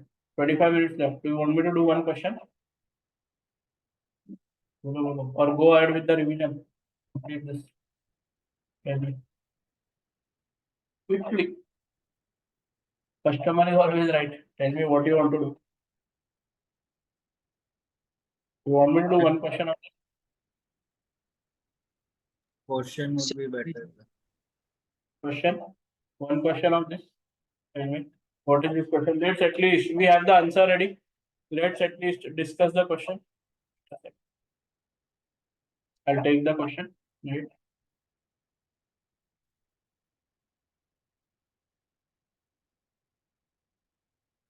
Candy company we can discuss.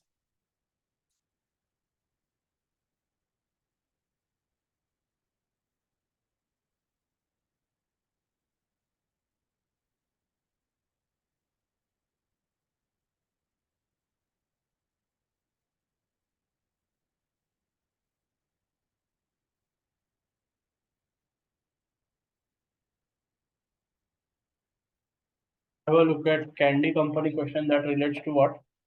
Tell me. Early settlement. This one.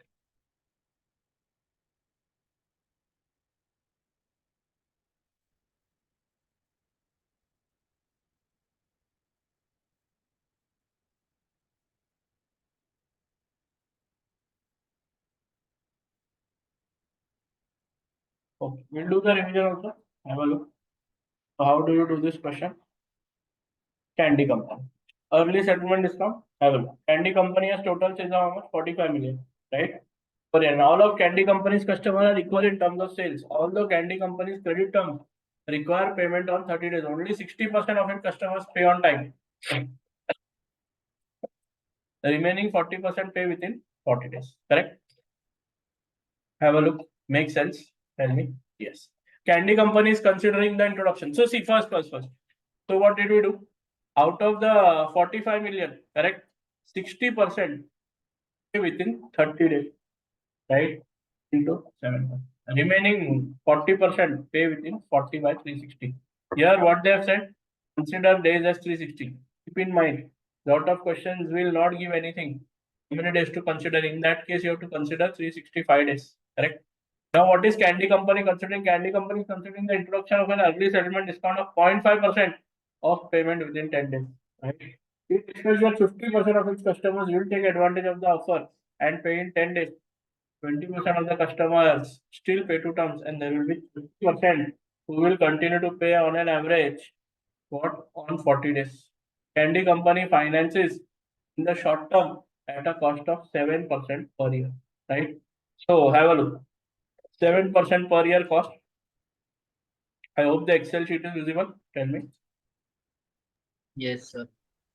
So this is what it is, right? So discount. Then you say what? 50% of the people take the discount. So 50 million, 45 million into 50% to 0.5%. 112,500 is your discount cost. And you have what? Now certain people are going to pay within 10 days, certain people within how many? 30 days, and certain people within 40 days. So have a look here. So discount 50%, 45 million to 50%. 10 days at least you require money from outside into 10 by 360 into 7%. 20%, 45 million into 20% into 3 by 360. Pay in 40 days, 30%. 45 million into 30% into 40 by 360. This is how your calculation of what? Tell me. Accounts receivable discount goes on, right? Any other cost savings if there are, right? You have to consider, right? So I have done some breakup account. Then we go to what? Account payable discounting. Same thing when invoice value is not given in question, formula method. For account payable, what? Formula method, or where you are okay with it, correct? And when invoice value is given in question, existing versus new system. Same cut copy paste formula is there. Same existing versus new, where you have to do what? Same thing. Only instead of financing cost, there will be financing benefit, because in account payable you will save cost, correct? And not pay additional cost. So you have a look at this. If you don't understand this, we can discuss it tomorrow again. Right? Coming to what? There is something called as invoice discounting and factoring. What is invoice discounting? Tell me. In invoice discounting, what do? Mr. A goes to, or Mr. A and Mr. B have a transaction. Mr. A is given 30-day credit period, right? And Mr. A cannot wait 30 days. So Mr. A goes with the invoice to bank or FI, keeps the invoice and security as security, and takes an advance against the what? Invoice. In that case, what will happen? Tell me. In this case, when Mr. B gives the amount to Mr. A, correct? Mr. A will pay the amount, right, of 80% amount plus any interest on that to the bank or FI. But when it is a factor, right, you go with the invoice to the factor, factor buys the invoice, correct? He does not what? Keep it as what security? He buys the invoice, right? And gives the money to Mr. A, and factor goes and takes the money from Mr. B, whatever remaining amount, and factor pays to Mr. A after cutting all the expenses, correct? In factoring, you have two types of factoring: recourse factoring, non-recourse factoring, correct? What is recourse factoring? The customer, that is account receivable, will have borne the risk of bad debt, correct? Non-recourse factoring, factor will take the risk of bad debt. This is a cheaper option because the customer takes the bad debt risk. This is an expensive option, correct? And you have further two types of what? Factoring. Factoring with advance. Your factor doesn't, or your factor provides with advance less than 100% advance, and advance will be given at a higher rate than the normal borrowing rate. And in factoring without advance, no advance will be given by the factor. You can have the following option, right? 1 with 3, 1 with 4, 2 with 3, and 2 with 4. That means factoring, recourse factoring without advance, recourse factoring with advance, non-recourse factoring without advance, and non-recourse factoring with advance, right? So all the relevant costs that are there, right? Now a best question for this would be your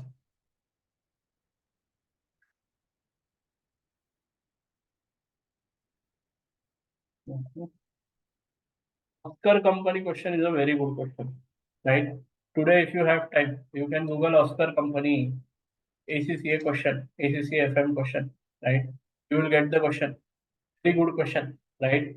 Where existing system option 1, option 2 comes up, correct?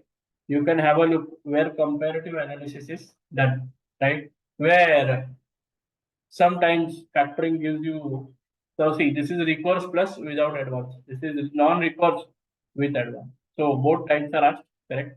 And you can do the calculation. If you face any problem doing this, correct, let me know, right? And then the factoring theory, advantage, disadvantage, very important. LDR, very important theory. 7th March 2025 in the examination hall, you might just encounter this theory, right? And you might feel, array, sir had told in class that this theory will appear. So what is factoring? Tell me advantages. Factoring provide advance at what? Higher percentage than bank OD. Correct. Factoring helps save admin cost of account receivable. Better assessment of credit worthiness of customer is done by factor. This factoring is what in this business only, and factor provide insurance against irrecoverable debt if it is a non-recourse factoring. Disadvantage, correct. Factor charges high interest cost in comparison to bank rate. Obviously, if he is going to give you advance, he will charge what? High interest cost. Factor will intervene with the credit decision of clients with his customers. Factors will work credit decision of clients because you will tell give what credit to this person, don't give credit to this person. Customer would not be very comfortable dealing with the factor because factor is going to ask money from what people. So factor may take extreme action against customer, right? And you may lose the customer ever. Factor employed may mean that company is having liquidity problem. When will you get a factor if you're not getting your money back in? Now there is an MCQ that comes up. Fast growing companies, right? And people who are fast growing companies, right, should employ a factor, or slow moving companies should employ a factor. Generally, fast moving companies which are growing and the owners are not from management or business background, they should employ a. Now I think, can I go ahead into cash and cash receivables? Tell me. Or are you done for today? Tell me. I feel energy very low. Tell me. Is it?